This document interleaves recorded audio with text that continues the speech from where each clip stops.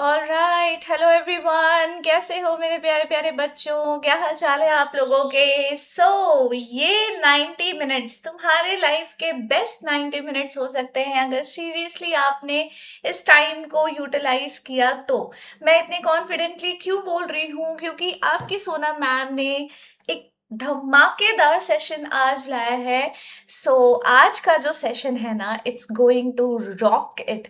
मतलब 90 मिनट्स के अंदर I am going to revise all the parts of your genetics. मतलब पूरा दोनों चैप्टर जेनेटिक्स का इंक्लूडेड है, मॉलिक्यूलर बेसिस भी, पीआईवी भी, principles of inheritance and variation. Basically पूरी जेनेटिक्स में इस तरीके से आपको रिवाइज कराने वाली हूँ अगले 90 मिनट्स के अंदर, that you will thank me later कि वाह मजा आ गया। और इतने सारे क्वेश्चंस के डायरेक्ट सेंटेंसेस आपको देखने को मिलेंगे ना इस सेशन में। You will so much, you enjoyed so much कि मैं बता नहीं सकती। I am already very excited to start this session. So hello मेरे प्यारे प्यारे चुनमुनूस, कैसे हो आप सब लोग? आई होप सब बढ़िया। एंड वेलकम टू सोना मोहिनी बायोलॉजी। मैं हूँ सोना मोहिनी, आपकी बायोलॉजी एजुकेटर। और आज का session I am so excited for it, इतना अच्छा होने जा रहा है। मैं मतलब खुद को कंट्रोल नहीं कर पा रही हूँ कि 90 मिनट्स के अंदर I am going to complete all the genetics part, और वो भी ऐसे कि आपको मतलब लगेगा ना कि जितने भी पीवाईक्यूज है, जितने भी सैम्पल पेपर के क्वेश्चंस आपने देखे होंगे, जितने भी मॉक टेस्ट पेपर के क्वेश्चंस आपने देखे होंगे अभी तक, वो सब के डायरेक्ट लाइंस आपको ऐसे देखने को मिलेंगे। और वो मैं मार्क करूंगी आपके साथ बैठकर। और हर तरीके से समझ लो कि हम इस इन दोनों चैप्टर को ना ऐसे किल करने वाले हैं, ऐसे घोल के पीने वाले हैं। तो बिना देरी किए ना पहले तो शुरू करते हैं, क्योंकि अब ज्यादा टाइम है नहीं। 2 मिनट हम लोगों ने इस इंट्रोडक्शन में ही इन्वेस्ट कर दिया है। So let's begin the session. और सबसे पहले तो मैं हो जाती हूँ थोड़ी सी छोटी। एंड ऑल्सो बच्चों, टेलीग्राम पे भी जो मेरा चैनल है, अगेन वो एक्टिव हो चुका है। तो आप मुझे टेलीग्राम पे भी चैनल को सब्सक्राइब कर सकते हो। मैं उसकी लिंक डिस्क्रिप्शन बॉक्स में डाल दूंगी। ठीक है, ऐप की लिंक भी डिस्क्रिप्शन बॉक्स में डाल दूंगी। ऐप पे भी अगर आप साइन इन करते हो फ्री ऑफ कॉस्ट, आपको नीट का क्रैश कोर्स दिखेगा। आप उस पे भी जाकर कुछ इंपॉर्टेंट स्टडी मटेरियल्स और मॉक टेस्ट पेपर्स डाउनलोड करके उसे अटेम्प्ट कर सकते हो। बहुत ज्यादा यूजफुल होगा आपके लिए। तो चलो चलो चलो, let's begin the session now. Genetics का जो ये मास्टर रिवीजन क्लास है, आई am telling you, you will love it, you will absolutely love it. अगर आपने मुझसे क्लास 12th के बोर्ड एग्जाम के टाइम पर पढ़ाई करी है, आपने अभी जो 3rd मई को नीट वाला एग्जाम हुआ था उसके लिए पढ़ाई की है, तो आपको समझ में आ रहा होगा कि हम जब रिवीजन करते हैं ना, मास्टर रिवीजन करते हैं, तो किस तरीके से करते हैं। चलिए, तो शुरू करते हैं हम लोग जेनेटिक्स में molecular basis of inheritance, MBI chapter के साथ। ठीक है, मॉलिक्यूलर बेसिस ऑफ इनहेरिटेंस से हम शुरुआत करेंगे। उसके बाद हम लोग पीआईवी यानी principles of inheritance and variation पे जाएंगे। और देखो 90 मिनट्स के अंदर हमें ये कंप्लीट करना है, तो मान के चलो कि बहुत रैपिड तरीके से रिवीजन होगा। जहां जहां से क्वेश्चंस आते हैं वहां वहां से मैं मार्किंग आपकी शुरू करवाती हूँ। डीएनए बेसिकली क्या है? डीऑक्सीराइबो न्यूक्लियोटाइड का पॉलीमर है। ठीक है, अब ये पॉलीमर है तो इसके कुछ मोनोमर होंगे। मोनोमर्स क्या है? मोनोमर है न्यूक्लियोटाइड। न्यूक्लियोटाइड बना है न्यूक्लियोसाइड और फॉस्फेट ग्रुप से। न्यूक्लियोसाइड किस चीज से बना हुआ है? बेस और पेंटोज शुगर से। इन दोनों के बीच जो बॉन्ड होती है, शुगर जो है वो ग्लूकोज होता है। ग्लूकोज से रिलेटेड वर्ड है glycosidic bond.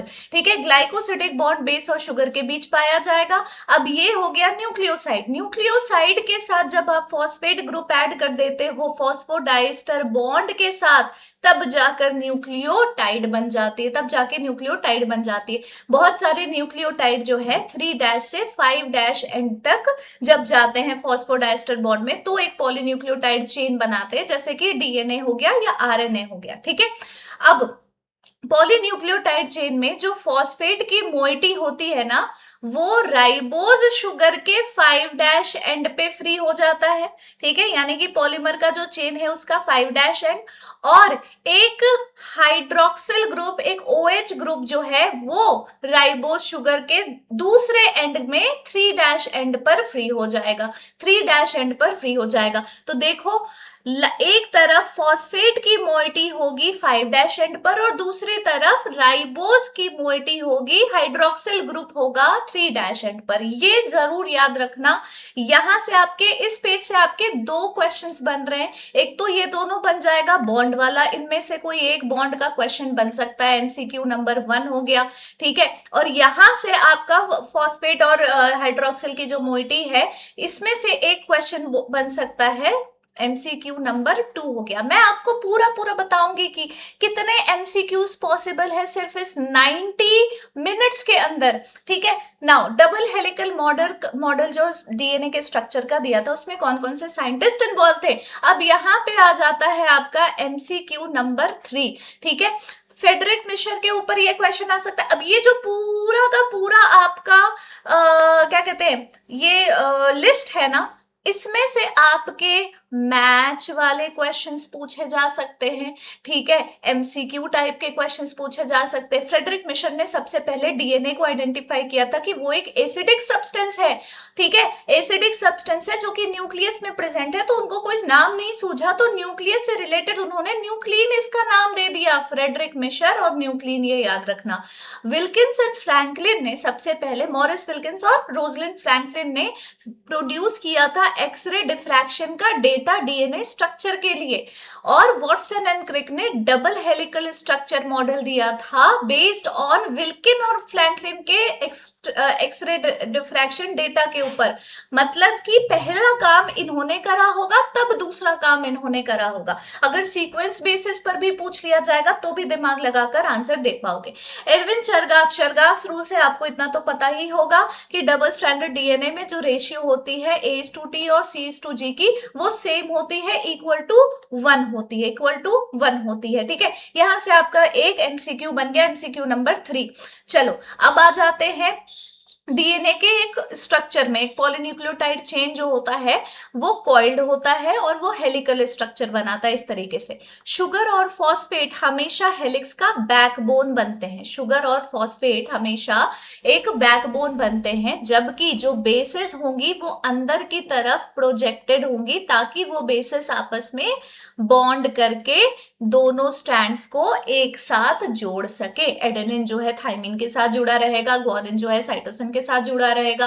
Complementary base pair जो है with each other through hydrogen bond, hydrogen bond. तो प्यूरिन, प्यूरिन में कौन आता है, एजी ओजी लोजी सुनोजी। ठीक है, तो ये प्यूरिन में आ जाता है, वो हमेशा करस्पॉन्डिंग पिरामिडीन के साथ ही बॉन्ड करेगा। ए और टी के बीच हमेशा सिंगल बॉन्ड होती है, हमेशा सिंगल क्यों बोल रही हूँ मैं, हमेशा सिंगल बॉन्ड होती है। और एक सेकेंड, सॉरी, डबल बॉन्ड होती है, और ग्वानिन और साइटोसिन के बीच हमेशा ट्रिपल बॉन्ड होती है। ठीक है, ये हाइड्रोजन बॉन्डिंग, ये पेयर आपको याद करनी है। ये हो गया आपका एमसीक्यू नंबर 4। ठीक है, यहां से आपका एक और क्वेश्चन बन गया। चलो, complementary base pair with each other through hydrogen bond, ये तो हम लोग को पता चली गया, इसके साथ पेयर करेगा। देखो, फॉस्फेट ग्रुप है, फॉस्फेट ग्रुप और शुगर जो है ये बेस बना दिया, ये फॉस्फेट हो गई, ये शुगर हो गया, ये बेस बन गया। ठीक है, ये बेस बन गया, और अंदर की तरफ बेस, मतलब सॉरी बेस नहीं, बैकबोन, ये बैकबोन बन गया। ठीक है, ये वाला पार्ट पूरा बैकबोन बना हुआ है। अंदर की तरफ प्रोजेक्टेड कौन है, अंदर की तरफ प्रोजेक्टेड है बेसिस, अंदर की तरफ प्रोजेक्टेड है बेसिस। एडेनिन के साथ थाइमिन, ग्वानिन के साथ साइटोसिन। ठीक है, हेलिक्स जो है, अच्छा यहां से एक और क्वेश्चन बन रहे हैं आपके, मैच द कॉलम टाइप के क्वेश्चंस बन जाते हैं, जिसमें एक तरफ लिखा होगा 3.4, 0.34, ठीक है, 1 एंगस्ट्रॉम, ये वो कुछ भी, और इस तरफ लिखा होगा pitch of DNA, helix of DNA, base pairs के नंबर, ये वो सब कुछ। ठीक है, तो यहां से आपका बन गया एमसीक्यू, कौन सा चल रहा था, एमसीक्यू 5। यहां से एक और एमसीक्यू नंबर 5 बनता हुआ दिख रहा है हम लोग को। हेलिक्स जो है वो राइट हैंडेड फैशन में होगी, पिच जो होती है वो 3.4 नैनोमीटर होती है, और एक टर्म नहीं, यानी कि एक एक जो ऐसा टर्न हुआ है, ठीक है, इसमें 10 बेस पेयर्स होते हैं हर एक टर्न में, ठीक है। Plane of one base pair stack होगा दूसरे के साथ एक डबल हेलिक्स में, जिसकी वजह से हेलिक्स को स्टेबिलिटी प्रोवाइड होगी through hydrogen bonding, through hydrogen bonding. अब पैकेजिंग की बात अगर हम करें, तो जो डिस्टेंस होता है दो कॉन्जिक्यूटिव बेस पेयर के बीच में, तो वो कितना होता है? अगर हम 3.4 को 10 से डिवाइड कर देंगे तो क्या आ जाएगा? 0.34 आ जाएगा, 0.34 आ जाएगा। समझ में आ रही है बात? ठीक है। क्यों क्यों 10 से डिवाइड किया था? क्योंकि 10 बेस पेयर्स होते हैं बच्चों, 10 बेस पेयर्स होते हैं और पिच जो होती है वो इतनी होती है। तो एक पिच में अगर हम 10 बेस पेयर्स इंक्लूड कर रहे हैं तो दो बेस पेयर के बीच में डिस्टेंस तो इतना ही आएगा। आगे बात समझ में? Total number of base pair कितने होते हैं? Total number of base pair होते हैं 6.6 इंटू 10⁹ बेस पेयर। ठीक है, ह्यूमन डीएनए की बात कर रही हूं मैं। टोटल लेंथ कितना होगा? लेंथ तो तुम फिर आसानी से निकाल ही लोगे, तुम्हें पिच पता है, तुम्हें total number of base pairs पता है, तो दोनों को जब मल्टीप्लाई करोगे तो तुम्हारे लगभग 2.2 मीटर्स आ जाएंगे, लगभग 2.2 मीटर्स आ जाएंगे। -9, 10⁻⁹ और 10⁻+9, ये दोनों आपस में कट जाएगा। इन दोनों को आप मल्टीप्लाई करके देख लो कितना आ रहा है। अब 2.2 मीटर यानी 2 सवा 2 मीटर काफी लार्ज होता है एक लेंथ, एक न्यूक्लियस के अंदर जो न्यूक्लियस का जो रेडियस है वो 10⁻⁻6 मीटर है, तो उसके अंदर 2 सवा 2 मीटर का डीएनए एडजस्ट होना, इट इज वेरी लाइक एक मिरेकल की तरह है ये। तो ऑर्गेनाइजेशन कैसी होती है प्रोकैरियोट्स के अंदर डीएनए की? तो उनके पास न्यूक्लियस नाम की कोई चीज नहीं होती। डीएनए जो है वह ऐसा छितराया हुआ सा, फैला हुआ सा प्रेजेंट होता है, लेकिन वो स्कैटर्ड भले है, लेकिन वो एक एरिया में ही सिमिटेड कह रही हूँ, लिमिटेड होता है। सीमित और लिमिटेड को मैं सिमिटेड कह रही हूँ। लिमिटेड होता है एक छोटे से ही एरिया में, इसीलिए हम उस रीजन को बोलते हैं न्यूक्लियोइड रीजन, जहां पर सबसे ज्यादा कॉन्सेंट्रेशन डीएनए की पाई जाएगी। अब सिंस डीएनए नेगेटिवली चार्ज्ड है, तो वो लार्ज लूप्स में ऑर्गेनाइज होते हैं। लार्ज लूप्स मतलब कि ऐसे डीएनए है, फिर कुछ ऐसे है, फिर कुछ ऐसे है, ऐसे लूप बने हुए हैं बच्चों, ठीक है। और वो हेल्ड होते हैं कुछ प्रोटीन से, वो प्रोटीन पॉजिटिवली चार्ज होते हैं, क्योंकि अगर प्रोटीन पॉजिटिवली चार्ज नहीं होगा तो डीएनए जो कि नेगेटिवली चार्ज है उसके उसके साथ जुड़ने के बाद स्टेबिलिटी कहाँ से आएगी? तो इन दोनों का ऑपोजिट चार्ज होना जरूरी है। तो एमसीक्यू नंबर 6 जो है तुम्हारा यहाँ से बन जाता है, पैकेजिंग वाले में से या इन दोनों में से कोई एक टॉपिक से बनेगा, ठीक है। फिर हम बात करें अगर organization of DNA in eukaryotes की, भैया यूकैरियोट में किस तरीके से ऑर्गेनाइज हो रहा है डीएनए? तो सिंस डीएनए पॉजिटिवली चार्ज है तो कुछ बेसिक प्रोटीन्स लगेंगे इसको बाइंड करने के लिए। उन बेसिक प्रोटीन को हिस्टोन बोला जाता है, जो कि पॉजिटिव भी होता है, बेसिक इन नेचर होता है, क्योंकि उसमें बेसिक अमाइनो एसिड के रेसिड्यूज होते हैं। ये अमाइनो एसिड के रेसिड्यूज में लाइसिन और आर्जिनिन का नाम कभी मत भूलना, यहाँ से ऑलरेडी प्रीवियस ईयर में क्वेश्चन पूछा जा चुका है, एमसीक्यू नंबर 7, ठीक है। हिस्टोन ऑक्टामर, जो कि ये तुम्हारा बेसिक हिस्टोन है, ठीक है। 8 हिस्टोन के मॉलिक्यूल से ये ऑक्टामर बनता है, जो कि वाइंड करता है डीएनए को अपने अराउंड, ठीक है। डीएनए जो कि है ये चारों तरफ से हिस्टोन के वाइंड कर जाती है और ये एक स्ट्रक्चर बन जाता है जिसको हम न्यूक्लियोसोम कहते हैं। अब एक न्यूक्लियोसोम में अप्रोक्सीमेटली 200 बेस पेयर डीएनए की होती है, 200 बेस पेयर डीएनए की होती है। समझ में आ रही है बात? आ रही है बात? अगर 6.6 into 10⁹ base pairs total DNA में, ह्यूमन डीएनए में पाए जाते हैं, तो कितना न्यूक्लियोसोम ह्यूमन डीएनए में होगा?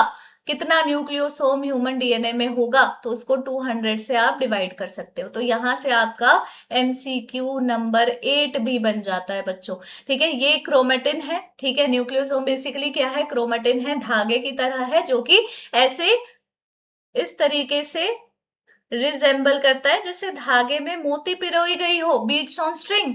बीड्स ऑन स्ट्रिंग का जो स्ट्रक्चर है क्रोमेटिन में, वो आगे चल के पैकेज हो जाएगा क्रोमेटिन फाइबर के फॉर्म में। अब ये और ज्यादा जब इसको हम कंडेंस ऐसे करेंगे तो ये इस तरीके से घोचा घोचा घोचा घोचा सा दिखेगा। ठीक है, फर्दर कॉइल करेंगे, कंडेंस करेंगे तो वो क्रोमोसोम में बदल जाएगा, और फिर और ज्यादा जब इसकी कॉइलिंग होगी ना तो ये ऐसे कॉइल होता हुआ आपको क्रोमोसोम का स्ट्रक्चर दिखने लग जाएगा इस तरीके से। ठीक है, और मेटाफेज में आप बहुत अच्छे से क्रोमोसोम को देख पाओगे। कुछ ऐसे भी प्रोटीन्स होते हैं जो नॉन हिस्टोन क्रोमोसोमल प्रोटीन होते हैं, वो एडिशनल प्रोटीन है ताकि क्रोमेटिन को हायर लेवल पर पैकेजिंग उसकी कर सके। दो तरह के क्रोमेटिन होते हैं, यू क्रोमेटिन और हेट्रोक्रोमेटिन। यू क्रोमेटिन का मतलब आपको पता है, यू यानी ट्रू। ट्रू क्रोमेटिन यानी कि जहां पर जो स्टेनिंग की जाएगी तो लाइट स्टेनिंग होगी, पैकेजिंग तो है पर लूजली पैक्ड है। लूजली पैक्ड होने की वजह से डीएनए जो है वो अपनी स्टेबिलिटी फॉर्म में है, जिसके वजह से वो ट्रांसक्रिप्शनली एक्टिव है, ट्रांसक्रिप्शन उसमें अच्छे से हो सकता है। Densely packed region of chromatin होते हैं हेटेरोक्रोमेटिन, ये ट्रांसक्रिप्शनली इनएक्टिव होते हैं, ये ट्रांसक्रिप्शनली इनएक्टिव होते हैं। ठीक है, यहां पर से आपका बन गया एमसीक्यू नंबर 9 बच्चों। अब बात करते हैं हम कुछ ऐसे एक्सपेरिमेंट्स की जिससे प्रूव किया गया इवेंचुअली कि डीएनए ही है वो ऐसी चीज जो कि हेरिडिटी को कॉज करता है, जो इनहेरिटेंस कॉज कराता है, यानी एक जनरेशन से दूसरे जनरेशन में कैरेक्टरिस्टिक्स या ट्रेड्स को पास ऑन करता है। एक सेकेंड, रिकॉर्डिंग हो रही है? बढ़िया, हाँ हो रही है। कभी कभी ऐसा हो जाता है ना कि रिकॉर्डिंग हो नहीं रही होती है और क्लास खत्म होने के बाद पता चलता है कि कट गया। चलो, तो transforming principle, Hershey and chase experiment और प्रॉपर्टीज ऑफ जेनेटिक मटेरियल फटाफट से पढ़ेंगे 10 मिनट के अंदर। अब देखो डिस्कवरी कैसे हुई कि डीएनए ही जेनेटिक मटेरियल है। बहुत सारे अलग अलग तरह के एक्सपेरिमेंट्स हुए। सबसे पहला एक्सपेरिमेंट जो हुआ वो है ट्रांसफॉर्मिंग प्रिंसिपल, जो कि फ्रेडरिक ग्रिफिथ ने परफॉर्म किया था बैक्टीरिया स्ट्रेप्टोकोकस निमोनी पे। ये एक ऐसा बैक्टीरिया जो निमोनिया नाम की बीमारी को कॉज करता है। अब इस बैक्टीरिया के दो स्ट्रेन होते हैं, एस स्ट्रेन और आर स्ट्रेन। एस स्ट्रेन और आर स्ट्रेन के बीच में भी क्वेश्चन पूछा जा सकता है। एमसीक्यू नंबर 10 यहाँ पर, एमसीक्यू नंबर 10 यहाँ पर हो गए। ठीक है, प्रोड्यूस करेंगे smooth colonies on culture plate, produce करेंगे rough colonies on culture plate, have a polysaccharide की coat, do not have polysaccharide की कोड, वायरुलेंट होते हैं। वायरुलेंट का मतलब है कि बीमारी कॉज करेंगे ही करेंगे।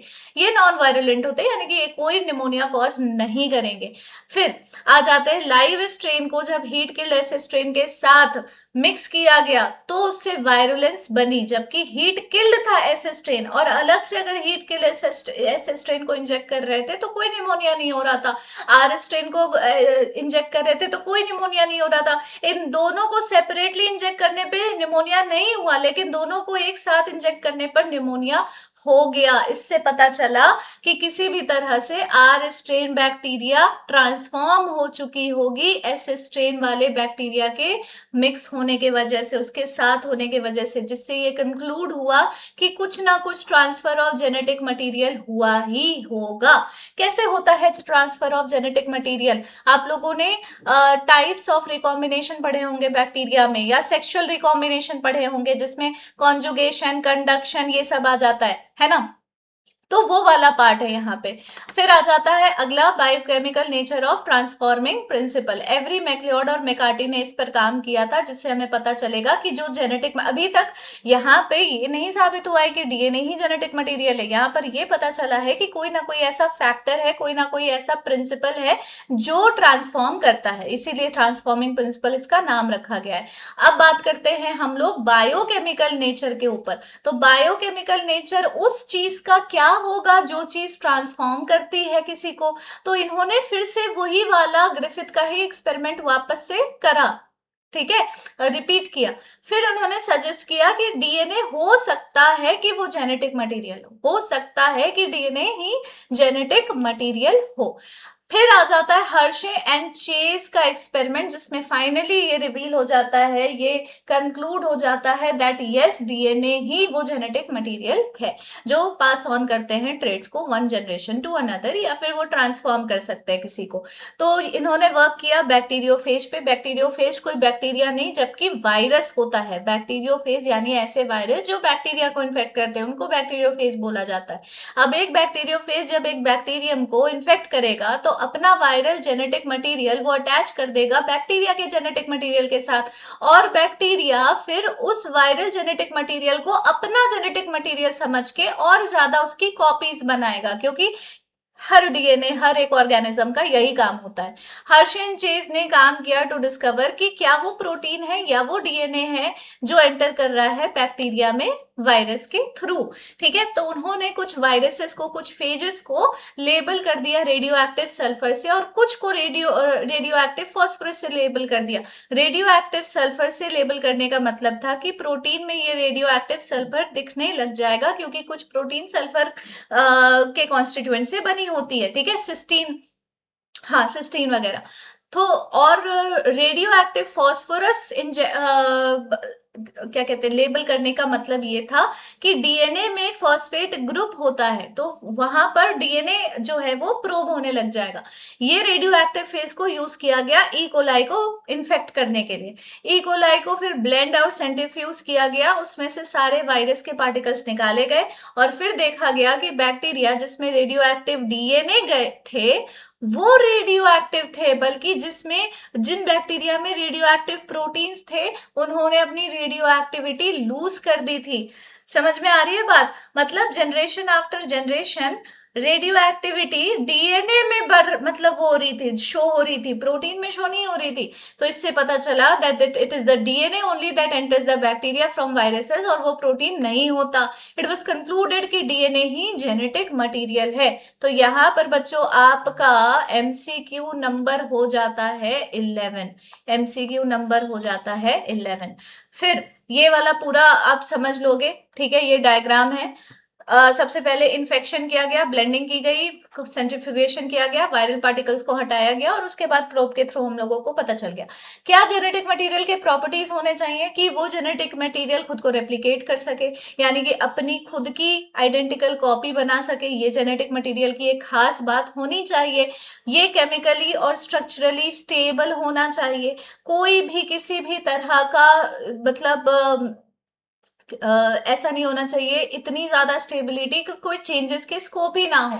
तो there should be scope of changes, कुछ ना कुछ चेंजेस उसमें होते रहने चाहिए, ताकि वो जरूरी रहेगा इवोल्यूशन पॉइंट ऑफ व्यू से। नाउ ये मेंडेलियन प्रिंसिपल ऑफ इनहेरिटेंस को भी फॉलो करना चाहिए। अच्छा, ये मेंडेलियन प्रिंसिपल ऑफ इनहेरिटेंस क्या चीज है भाई? तो इसके बारे में भी हम लोग पढ़ेंगे अगले चैप्टर में। ठीक है, डिफरेंस बिटवीन डीएनए और आरएनए अब जाके हम लोग ये देखने वाले हैं। अब यहाँ से आपका बन जाएगा एक और एमसीक्यू, जिसको हम कहेंगे एमसीक्यू नंबर 12। यहाँ से ऑलरेडी प्रीवियस ईयर क्वेश्चंस में पूछे जा चुके हैं क्वेश्चंस। डीएनए में डीऑक्सीराइबोस शुगर होता है, आरएनए में राइबोस शुगर होता है। डीएनए में 5 मिथाइल यूरेसिल प्रेजेंट होती है, इसी का दूसरा नाम थाइमीन होता है। थाइमीन का दूसरा नाम 5 मिथाइल यूरेसिल है बच्चों, ये इंपॉर्टेंट है, यहां से क्वेश्चन बन सकता है। यूरेसिल प्रेजेंट होती है थाइमीन की जगह आरएनए में। मोस्टली डीएनए ही जेनेटिक मटेरियल की तरह एक्ट करता है, और आरएनए एक मैसेंजर या अडेप्टर की तरह काम करता है, और कुछ वायरसेस में ही ये जेनेटिक मटेरियल की तरह काम करेगा। डीएनए स्टेबल होता है, आरएनए थोड़ा कम स्टेबल होता है। क्यों? क्योंकि इसके हर न्यूक्लियोटाइड के एंड में 2-OH ग्रुप प्रेजेंट होती है, जिसके वजह से ये ज्यादा लेबाइल होता है। लेबाइल मतलब बिल्कुल तुरंत ट्रिगर होने वाला, और तुरंत ये बायोडिग्रेडेबल हो सकता है। डीएनए केमिकली कम रिएक्टिव है, कम धीरे धीरे म्यूटेट होती है, लेकिन आरएनए में म्यूटेशन बहुत फास्ट है। फिर डीएनए को आरएनए चाहिए ताकि वो प्रोटीन सिंथेसिस कर सके, यानी डीएनए से आरएनए जब तक नहीं बनेगा तब तक प्रोटीन नहीं बनेगी। तो ये एक सेंट्रल डॉगमा वाला पार्ट हो गया। जबकि अगर आरएनए है तो ये डायरेक्टली प्रोटीन को कोड कर सकता है। डीएनए क्यों ज्यादा स्टेबल है देन आरएनए? एमसीक्यू नंबर 13 हम यहाँ पर मार्क करेंगे। आरएनए में 2-OH ग्रुप जो है वो जो प्रेजेंट होती है ना हर न्यूक्लियोटाइड में, इससे आरएनए स्टेबल हो जाता है, डिग्रेडेबल हो जाता है। अब जो थाइमीन की प्रेजेंस है यूरेसिल के जगह पे, ये डीएनए को ज्यादा स्टेबिलिटी प्रोवाइड करती है। आरएनए बायोकैटलिस्ट की तरह काम करता है, ज्यादा रिएक्टिव होता है। बायोकैटलिस्ट का काम ही है रिएक्शन की स्पीड को बढ़ाना, है ना। डीएनए जो है वो डबल स्टैंडर्ड होगा, इसमें कॉम्प्लीमेंट्री स्टैंड होंगे जो कि रेजिस्ट करेंगे रिपेयर मैकेनिज्म के चेंजेस को, लेकिन आरएनए वैसा नहीं करता। उसके बाद हम बात करते हैं डीएनए रेप्लिकेशन की बच्चों। एक एक्सपेरिमेंटल प्रूफ के साथ हम मशीनरी प्लस एंजाइम्स क्या क्या इन्वॉल्व होते हैं वो सब लोग हम लोग पढ़ेंगे ना। डीएनए रेप्लिकेशन क्या है? रेप्लिकेशन यानी कि उसका फोटो कॉपी बनाना। एक डीएनए से दूसरा डीएनए, 2 डीएनए बन गया, 2 से 4 डीएनए बन गए, 4 से 8 डीएनए बन गए। ठीक है, इसी को कहते हैं डीएनए रेप्लिकेशन। ये एक ऐसा फिनोमेना है जिससे डुप्लीकेट कॉपी डीएनए की सिंथेसाइज हो जाती है। अब रेप्लिकेशन में जब डीएनए हेलिक्स के जो 2 स्ट्रैंड्स हैं वो सेपरेट होंगे, हर एक स्ट्रैंड एक टेम्पलेट की तरह काम करेगा ताकि वो नए कॉम्प्लीमेंट्री स्ट्रैंड्स बना सके। जैसे कि ये एक डबल हेलिकल स्ट्रैंड आ गई, ये दोनों सेपरेट किए गए, अब इन दोनों के साथ एक और स्ट्रैंड जुड़ गई, इन दोनों के साथ, तो दोनों ही टेम्पलेट की तरह काम कर रहे हैं, यहाँ पर दोनों ही टेम्पलेट की तरह काम कर रहे हैं। जबकि जबकि ट्रांसफॉर्मेशन में, ठीक है, ट्रांसफॉर्मेशन में ये चीज नहीं होता, ट्रांसक्रिप्शन में सॉरी ये चीज नहीं होता। एक ही टेम्पलेट बनेगा और दूसरा कोडिंग स्ट्रैंड बनेगा ट्रांसक्रिप्शन में, जिसमें डीएनए से आरएनए बनाना है, लेकिन रेप्लिकेशन में दोनों स्ट्रैंड्स एज अ टेम्पलेट काम करते हैं। So here you have MCQ number 14। Here you have MCQ number 14। Replication खत्म होने तक 2 कॉपीज प्रोड्यूस हो जाती है, एक पेरेंटल स्ट्रैंड होती है उसमें और एक न्यूली सिंथेसाइज स्ट्रैंड होती है। इसी स्कीम को सेमी कंजर्वेटिव रेप्लिकेशन बोला जाता है, जो तुम्हें यहाँ पे साफ साफ दिखाई दे रहा है। यहाँ से 2 स्ट्रैंड्स निकली, ये दोनों स्ट्रैंड्स के साथ एक नया स्ट्रैंड लगा है, तो ये डीएनए में एक पेरेंटल स्ट्रैंड है और एक न्यूली सिंथेसाइज स्ट्रैंड है, और इस डीएनए में भी एक पेरेंटल स्ट्रैंड है और एक न्यूली सिंथेसाइज स्ट्रैंड है। सिंपल सी बात, ठीक है। अब देखो एक्सपेरिमेंट कैसे हुआ जिससे प्रूफ हो गया कि डीएनए सेमी कंजर्वेटिवली रिप्लिकेट करती है। तो मिसेल्सन एंड स्टार ने इसे परफॉर्म किया था। इकोलाई बैक्टीरिया को ग्रो किया गया एक ऐसे मीडियम में जिसमें आइसोटोप, हेवी आइसोटोप नाइट्रोजन 15 थे as nitrogen source, otherwise nitrogen 14 होता है। एंड नाइट्रोजन 15 इनकॉर्पोरेट किया गया न्यूली सिंथेसाइज डीएनए में, और डीएनए हैवी हो गई, क्योंकि हैवी आइसोटोप का इस्तेमाल किया गया है तो डीएनए भी हैवी हो जाएगी। तो ये हैवी डीएनए मॉलिक्यूल डिफरेंशिएट की गई from normal DNA by density gradient centrifugation, caesium chloride को एक ग्रेडियंट की तरह यूज करके। ठीक है, सीजियम क्लोराइड एक मीडियम की तरह यूज किया गया। सेल को ट्रांसफर किया गया एक ऐसे मीडियम में जहां पर नाइट्रोजन 14 था, नाइट्रोजन का सोर्स। फिर हमने सैंपल को उस मीडिया से लिया और डीएनए को एक्सट्रैक्ट किया। तो ई कोलाई जो है हर 20 मिनट में डिवाइड करती है अपने आप को, जिसके वजह से डीएनए जो एक्सट्रैक्ट होता है वो हर 20 मिनट में होता है और उसमें एक हाइब्रिड डेंसिटी देखने को मिलती है। डीएनए जो कि 40 मिनट के बाद एक्सट्रैक्ट हुआ है उसमें इक्वल अमाउंट हाइब्रिड की और लाइट इंटेंसिटी वाली देखने को मिले। ठीक है, यानी अगेन सेमी कंजर्वेटिवली आधा उसका आधा उसका। फिर उसके जो बच्चे हुए फिर उनके दोनों क्या कहते हैं रेप्लिकेशन हुई तो अलग अलग हो गए ऐसे करके। तो इससे पता चला कि न्यूली सिंथेसाइज डीएनए जो ऑब्टेन हुई थी अपने पेरेंट से उसमें एक ही स्ट्रैंड आ रहा है, और यही सेमी कंजर्वेटिव थ्योरी है। मैकेनिज्म रेप्लिकेशन का क्या है, पहले हम कैसे शुरू करेंगे। सबको पता है सेल साइकिल के दौरान रेप्लिकेशन होती है एस फेज में, सिंथेसिस फेज भी हम इसको बोलते हैं। कौन कौन से एंजाइम्स इन्वॉल्व होते हैं? सबसे पहले DNA dependent DNA polymerase. DNA dependent क्यों? क्योंकि भैया वो डीएनए पे ही डिपेंडेंट है, यहाँ पे आरएनए का तो कोई काम ही नहीं है ना। तो डीएनए पे डिपेंडेंट जो डीएनए पॉलीमरेज होगी वो एंजाइम यहाँ पर यूज की जाएगी। अब ये रेप्लिकेशन एनर्जी रिक्वायरिंग प्रोसेस है, तो एनर्जी का सोर्स क्या होगा? एनर्जी का सोर्स है deoxyribonucleoside triphosphate, that is dNTPs, that is dNTPs. अब इसके 2 पर्पसेस होते हैं। पहले तो एक सबस्ट्रेट की तरह एक्ट करना, ठीक है, ताकि उस पे एक्ट करके तब जाके पॉलीमरेज एंजाइम जो है पॉलीमर्स बना सकेंगे न्यूली सिंथेसाइज डीएनए का। दूसरा काम है एनर्जी प्रोवाइड करना, ठीक है। तो डुअल पर्पस यहाँ पर तुम्हारा एमसीक्यू नंबर 15 बन जाता है बच्चों।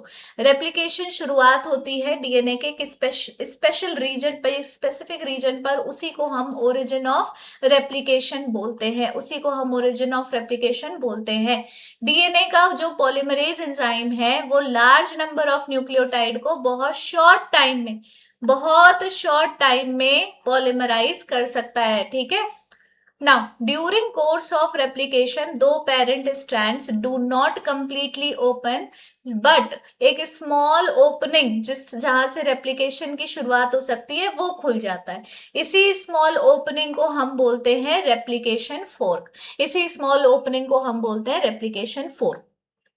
डीएनए पॉलीमरेज पॉलीमराइज हो सकती है सिर्फ एक ही डायरेक्शन में, दैट इज 5' to 3'. सिर्फ एक ही डायरेक्शन में डीएनए पॉलीमराइजेशन हो सकता है. तो रेप्लिकेशन स्मूथली चले तो उसके लिए क्या करना पड़ेगा, हमें 3' to 5' एंड वाला डीएनए चूज करना पड़ेगा. तो ये वाला हो गया 3' to 5' वाला एंड ये वाला हो गया, है ना. यहां से हम पॉलीमराइजेशन शुरू कर सकते हैं. तो न्यूली सिंथेसाइज स्ट्रैंड जो है 5' से 3' की तरफ ऐसे जा रही है. सही है. अब जो डिसकंटिन्यूअस फ्रैगमेंट है वो जो फॉर्म, अब यहाँ पे तो 3' से 5' है, तो यहाँ पे जो 5' से 3' की तरफ जाएगा वो डिसकंटिन्यूअस फॉर्म में जाएगा, छोटे छोटे फ्रैगमेंट्स में जाएगा. इन छोटे छोटे फ्रैगमेंट्स को ओकाजाकी फ्रैगमेंट बोलते हैं. यही फ्रैगमेंट आगे चलकर डीएनए लाइगेज के थ्रू ज्वाइन हो जाते हैं, तो कोई प्रॉब्लम ऐसा आती नहीं है. अब बात करते हैं हम लोग ट्रांसक्रिप्शन की. तो ये एक ऐसा प्रोसेस है जिसमें आरएनए बनता है डीएनए से. क्या बनता है, डीएनए से आरएनए बनता है. इसी को क्या कहते हैं, ट्रांसक्रिप्शन कहते हैं हम. इसी को हम क्या कहते हैं, ट्रांसक्रिप्शन कहते हैं. ठीक है ना. ट्रांसक्रिप्शन के दौरान एक सेगमेंट ऑफ डीएनए जो है, डीएनए का जो एक सेगमेंट है वो ही सिर्फ पार्टिसिपेट करेगा. ये डीएनए का एक सेगमेंट है, ये इधर आ गया, ये इधर आ गया, तो सिर्फ और सिर्फ ये वाला ही पार्टिसिपेट करेगा, ये वाला नहीं करेगा. एक करेगा एक नहीं करेगा. समझ में आ रही है. रेप्लिकेशन में दोनों पार्टिसिपेट कर सकते थे, ट्रांसक्रिप्शन में एक ही करेंगे. क्यों दोनों कॉपी नहीं किए जा सकते ट्रांसक्रिप्शन के लिए, इसका क्या रीजन है, तो अब हम लोग रीजन पढ़ेंगे. दैट मार्क्स योर MCQ 16, क्योंकि यहां से अगेन प्रीवियस ईयर्स में क्वेश्चन पूछे जा चुके हैं. तो देखो रीजन बस बहुत सिंपल सा है बच्चों. रीजन यही है कि अगर दोनों स्ट्रैंड को ट्रांसक्राइब किया गया एट द सेम टाइम, तो जो सीक्वेंस है अमाइनो एसिड का वो दोनों में डिफरेंट होगा, क्योंकि कॉम्प्लीमेंटेरिटी है. एक में ATCG होगा और दूसरे में क्या होगा, दूसरे में होगा UAGC. ठीक है. तो UAGC और ATGC, यू ATCG और UAGC, तो ये दोनों में तो बहुत डिफरेंस है. दोनों अलग अलग तरह के अमाइनो एसिड को कोड कर बैठेंगे. ठीक है. तो दो आरएनए मॉलिक्यूल बन जाएंगे, दोनों सीक्वेंस से अलग अलग आरएनए मॉलिक्यूल्स बनेंगे, जिससे क्या होगा, अलग अलग तरह का प्रोटीन बनेगा. 2 डिफरेंट टाइप ऑफ प्रोटीन बन जाएगा. अब एक डीएनए दो तरह के डिफरेंट प्रोटीन को बनाएगा तो पूरा पूरा बॉडी ही कॉम्प्लेक्स हो जाएगा. ऐसा हो ही नहीं सकता, ये लिटरली पॉसिबल नहीं है. ठीक है. तो ये तो पहला रीजन हो गया. दूसरा रीजन कि दो आरएनए मॉलिक्यूल जो बनेंगे वो एक दूसरे के कॉम्प्लीमेंट्री भी तो होंगे, और तो एक दूसरे के कॉम्प्लीमेंट्री जैसे होंगे तो ऐसे चुंबक की तरह आपस में चिपक जाएंगे and they will form a double stranded RNA. They will form a double standard RNA, जिसके पूरा पूरा प्रोसेस जो है वो फ्यूटाइल यानी कि वेस्ट हो जाएगा बच्चों, पूरा पूरा वेस्ट हो जाएगा. ठीक है. तो हमें पता चल गया कि सिंगल स्ट्रैंड को ही यूज करना है. अब ट्रांसक्रिप्शनल यूनिट देखो क्या चीज है और ये कैसे काम करता है. तो बेसिकली ट्रांसक्रिप्शनल यूनिट में 3 रीजन्स पाए जाते हैं. पहला प्रमोटर, फिर स्ट्रक्चरल जीन और फिर टर्मिनेटर. प्रमोटर जहां से ट्रांसक्रिप्शन की शुरुआत होती है, आरएनए पॉलीमरेज यहाँ पर बाइंड करता है. स्ट्रक्चरल जीन यानी डीएनए का वो पार्ट जो एक्चुअली ट्रांसक्राइब होगा, जो एक्चुअली डीएनए से आरएनए बनेगा. ठीक है. वो वाला पार्ट हो गया स्ट्रक्चरल जीन. और टर्मिनेटर एक ऐसा रीजन है जहां पर ट्रांसक्रिप्शन फाइनली एंड हो जाती है. अब हम पूरा पूरा टेम्पलेट स्ट्रैंड, कोडिंग स्ट्रैंड का सब कुछ पढ़ेंगे. देखो आपको पता है डीएनए के 2 स्ट्रैंड्स आ रहे थे सेपरेट होने के बाद, जिसमें एक स्ट्रैंड है वो इन्वॉल्व होगा, दूसरा स्ट्रैंड इन्वॉल्व नहीं होगा ट्रांसक्रिप्शन में. तो जो इन्वॉल्व होता है ना उसको हमेशा से टेम्पलेट स्ट्रैंड ही बोला जाता है. जो इन्वॉल्व है, जिसके साथ कॉम्प्लीमेंट्री एमआरएनए बनने वाला है, जो जिसके साथ कुछ नहीं बनने वाला, उसे कोडिंग स्ट्रैंड बोलते हैं. और ये एक क्या कहते हैं, आयरनी ही है कि जिससे कोई कोडिंग नहीं हो रही उसी को कोडिंग स्ट्रैंड नाम दे दिया गया है। ठीक है, तो चलो वो तो अलग बात हो गई। एंजाइम जो इन्वॉल्व हो रहे हैं ट्रांसक्रिप्शन में वो है आरएनए पॉलीमरेज। ठीक है, आरएनए पॉलीमरेज डीएनए डिपेंडेंट होंगे, कैटेलाइज होंगे सिंगल डायरेक्शन में, अगेन 5' to 3'। ये हमेशा गांठ बांध लो कि जब भी पॉलीमराइजेशन होगी स्ट्रैंड्स की, चाहे वो रेप्लिकेशन हो ट्रांसक्रिप्शन हो, वो 5' to 3' ही होगी। तो जो स्ट्रैंड की पोलैरिटी है 3' to 5' एंड, जिस भी दोनों में से जिस भी स्ट्रैंड की पोलैरिटी है 3' to 5' एंड, वही टेम्पलेट स्ट्रैंड की तरह काम करेगा। ऐसा नहीं है कि दोनों में से कोई भी हेड्स और टेल वाला ऐसे करके कॉइन फ्लिप करके देखते हैं कि तुम करोगे मैं करूंगा कौन करेगा, नहीं। जो जिसकी पोलैरिटी 3' to 5' एंड है वो टेम्पलेट स्ट्रैंड की तरह काम करेगा, ताकि उसके साथ 5' to 3' का एक कॉम्प्लीमेंट्री स्ट्रैंड बन सके, जिसको हम एमआरएनए बोलेंगे। ठीक, चलो। तो स्ट्रैंड जिसकी पोलैरिटी 5' to 3' है वो हमेशा कोडिंग स्ट्रैंड होगी। ये एक मिसनोमर है, एक आयरनी है, जिसका मतलब है ये कोई चीज के लिए कोड नहीं करेगा। जब भी नाम के विपरीत उसका एक्शन हो या फंक्शन हो तो हम उसे मिसनोमर बोलते हैं। मेरा गला। Coding strand has sequence similar to RNA forming after transcription. सीधी सी बात है, सोचो ध्यान से, थोड़ा दिमाग लगाओ। ATGC ACGC, ये मान लेते हैं टेम्पलेट स्टैंड है। तो कोडिंग स्टैंड क्या होगा? कोडिंग स्टैंड होगा TACGTGCG, ये होगा तुम्हारा कोडिंग स्टैंड। कोडिंग स्टैंड, अच्छा कोडिंग स्टैंड किसी चीज के लिए काम तो करता नहीं है, कोड तो करता नहीं है, लेकिन हमारा टेम्पलेट स्टैंड तो कोड करता है। तो जब टेम्पलेट स्टैंड की कोडिंग के अकॉर्डिंग जब हम आरएनए बनाएंगे तो उस आरएनए का कैसा वो होगा, उस आरएनए का कैसा सीक्वेंस रहेगा। तो ए के बदले यू, टी के बदले ए, जी के बदले सी, सी के बदले जी, ए के बदले अगेन यू, देन सी के बदले जी, देन जी के बदले सी, और सी के बदले जी, ऐसा ही होगा। आप मैच करो, क्या ये एक्यूरेट डिट्टो आ रहा है कोडिंग स्ट्रैंड के जैसा? ये और कोडिंग स्ट्रैंड में कोई डिफरेंस नहीं है, एक ही डिफरेंस है, टी की जगह यू आ रहा है, टी की जगह यू आ रहा है, बाकी कोई डिफरेंस नहीं है। इसीलिए यहाँ पर लिखा हुआ है, इसीलिए यहाँ लिखा हुआ है कि कोडिंग स्ट्रैंड की जो सीक्वेंस है वो सिमिलर होती है आरएनए की सीक्वेंस के साथ जो ट्रांसक्रिप्शन के बाद बनता है, एक्सेप्ट फॉर द चेंज की थाइमीन प्रेजेंट होगा यूरेसिल के जगह पर, बस। ठीक है, फिर आ जाते हैं हम लोग मेन मुद्दे पे कि भैया ये जीन है क्या? जब जेनेटिक्स पढ़ रहे हो तो जीन तो पढ़ोगे, जब जेनेटिक्स पढ़ रहे हो तो जीन के बारे में तो समझना ही पड़ेगा। तो बेसिकली डीएनए का जो सीक्वेंस कोड करता है टीआरएनए या आरआरएनए मॉलिक्यूल के लिए, उसी को हम लोग जीन बोलते हैं। सिस्ट्रॉन क्या चीज है? अच्छा यहाँ पे तो मैंने मार्क ही नहीं करा ना, एमसीक्यू नंबर यहाँ पर हो जाएगा 17, क्योंकि क्योंकि बच्चों इस तरह के क्वेश्चन पूछ लिए जाते हैं। और यहाँ पे तो बहुत ही इंपॉर्टेंट एमसीक्यूज, एमसीक्यू नंबर 18। फिर सिस्ट्रॉन क्या चीज है? सिस्ट्रॉन, एक्सॉन, इंट्रॉन, इस पे ना मैच द कॉलम टाइप के क्वेश्चंस आपके बन सकते हैं, तो हम लोग इसको मार्क करेंगे एमसीक्यू नंबर 19। सिस्ट्रॉन डीएनए का वो सेगमेंट है जो जेनेटिक कोड कंटेन करता है एक सिंगल पॉलीपेप्टाइड के लिए। बेसिकली मेन जो जीन वाला पार्ट होता है, स्ट्रक्चरल जीन वाला पार्ट होता है। तो यूजुअली जो स्ट्रक्चरल जीन्स होते हैं वो दो तरह के होते हैं, मोनोसिस्ट्रॉनिक और पॉलीसिस्ट्रॉनिक। मोनोसिस्ट्रॉनिक यूकैरियोट में पाया जाता है, सिंगल सिस्ट्रॉन होता है उसमें, और एक ही पॉलीपेप्टाइड के लिए वो पूरा पूरा कोड होता है। ठीक है, लेकिन पॉलीसिस्ट्रॉनिक प्रोकैरियोट्स में देखने को मिलता है, यानी इसमें मल्टीपल सिस्ट्रॉन्स होते हैं। ठीक है, मोनोसिस्ट्रॉनिक जीन के पास दो पार्ट्स होंगे, एक्सॉन होगा और इंट्रॉन होगा। ठीक है, मोनोसिस्ट्रॉनिक यानी जो सिंगल सिस्ट्रॉन है वो दो पार्ट में डिवाइडेड है।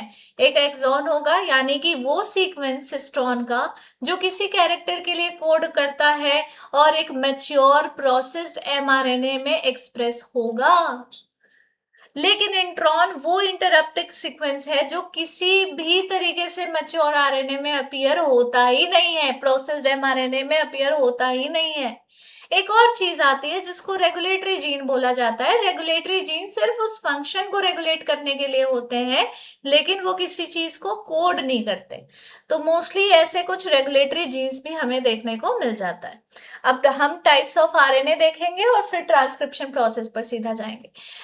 आरएनए के कितने टाइप्स हो गए? 3 टाइप्स हो गए। कौन कौन से? एमआरएनए, आरआरएनए और टीआरएनए। तो एमसीक्यू नंबर हो गया हमारा 20। यहाँ पर again match the column type के क्वेश्चन यहाँ से बन सकते हैं। MRNA is messenger. मैसेंजर का काम क्या होता है कि हम मैसेज लेकर आएंगे, तुम हमारा मैसेज रीड करना और उसके अकॉर्डिंग तुम एक्ट करना। तो वैसे ही ये टेम्पलेट की तरह काम करते हैं जब प्रोटीन सिंथेसिस होती है। और डीएनए जब एमआरएनए बन रहा होता है ना, तो फिर ये बदले में जो ये एमआरएनए है ये प्रोटीन बनाकर देता है। बेसिकली मॉलिक्यूलर बायोलॉजी का जो सेंट्रल डॉग्मा है, DNA to RNA, RNA to protein, ये वाला जो सेंट्रल डॉग्मा है, इसके लिए एमआरएनए। टीआरएनए को दूसरा नाम होता है ट्रांसफर आरएनए। ये अमाइनो एसिड लेकर आता है ट्रांसलेशन के टाइम पर, जेनेटिक कोड की रीडिंग करता है। अडेप्टर मॉलिक्यूल भी हम इसे दूसरा नाम अडेप्टर मॉलिक्यूल भी बोलते हैं, याद रखना ये बात। राइबोसोमल आरएनए, आरआरएनए, ये कुछ ट्रांसलेशन के बेंचेस हैं जहां पर ट्रांसलेशन विल एक्चुअली अकर। ठीक है, the place where translation will take place. ठीक है, आपने बचपन से ही सुना होगा ना, सेल वाले चैप्टर में पढ़ते हुए कि ribosome is the site of protein synthesis. तो राइबोसोमल आरएनए जो है वो प्रोटीन सिंथेसिस यानी कि ट्रांसलेशन का काम करवाता है। स्ट्रक्चरल और कैटेलिटिक रोल है इसका ट्रांसलेशन में। फिर आ जाते हैं हम लोग ट्रांसक्रिप्शन के प्रोसेस में बच्चों। ट्रांसक्रिप्शन का प्रोसेस जब शुरू होगा तो 3 स्टेप्स में होगा, इनिशिएशन, इलोंगेशन और टर्मिनेशन। पहले इनिशिएशन होगी। इनिशिएशन में आरएनए पॉलीमरेज जो है, अब वो आरएनए पॉलीमरेज डीएनए डिपेंडेंट नहीं है, वो आरएनए डिपेंडेंट है, क्योंकि एमआरएनए से प्रोटीन बनने वाली है, वहां डीएनए का कोई रोल नहीं है। तो ये आरएनए पॉलीमरेज आरएनए डिपेंडेंट होने वाला है। समझ में आ गई बात? ओके। ये बाइंड करेगा प्रमोटर के साथ और इनिशिएट करेगा ट्रांसक्रिप्शन का प्रोसेस। ठीक है, इनिशिएशन फैक्टर होती है सिग्मा फैक्टर, उसके साथ ये जुड़ता है और आरएनए पॉलीमरेज की जो स्पेसिफिसिटी है उसे थोड़ा सा चेंज करता है ताकि ट्रांसक्रिप्शन हो जाए। कोई नहीं। फिर आता है इलोंगेशन। इलोंगेशन में आरएनए पॉलीमरेज न्यूक्लियोटाइड ट्राइफॉस्फेट को यूज करते हैं। अब वहां पे रेप्लिकेशन में किसे यूज किया जा रहा था? डीएनटीपीस को। यहाँ पर किसे यूज कर रहे हैं? ट्राइफॉस्फेट को एज अ सबस्ट्रेट। और polymerization according to the complementarity होती चली जाती है। फिर बात करते हैं हम टर्मिनेशन की। टर्मिनेशन होगा तो किसका टर्मिनेशन होगा? एक रो फैक्टर होता है जिसको टर्मिनेशन फैक्टर कहते हैं, वो आरएनए पॉलीमरेज की स्पेसिफिसिटी को थोड़ा सा चेंज करता है और ट्रांसक्रिप्शन रुक जाती है। अब सिंस आरएनए पॉलीमरेज जो है वो इलोंगेशन का काम सीधा सीधा कर रहा है, इलोंगेशन यानी एक एक करके एमआरएनए के अकॉर्डिंग प्रोटीन बनाता जा रहा है।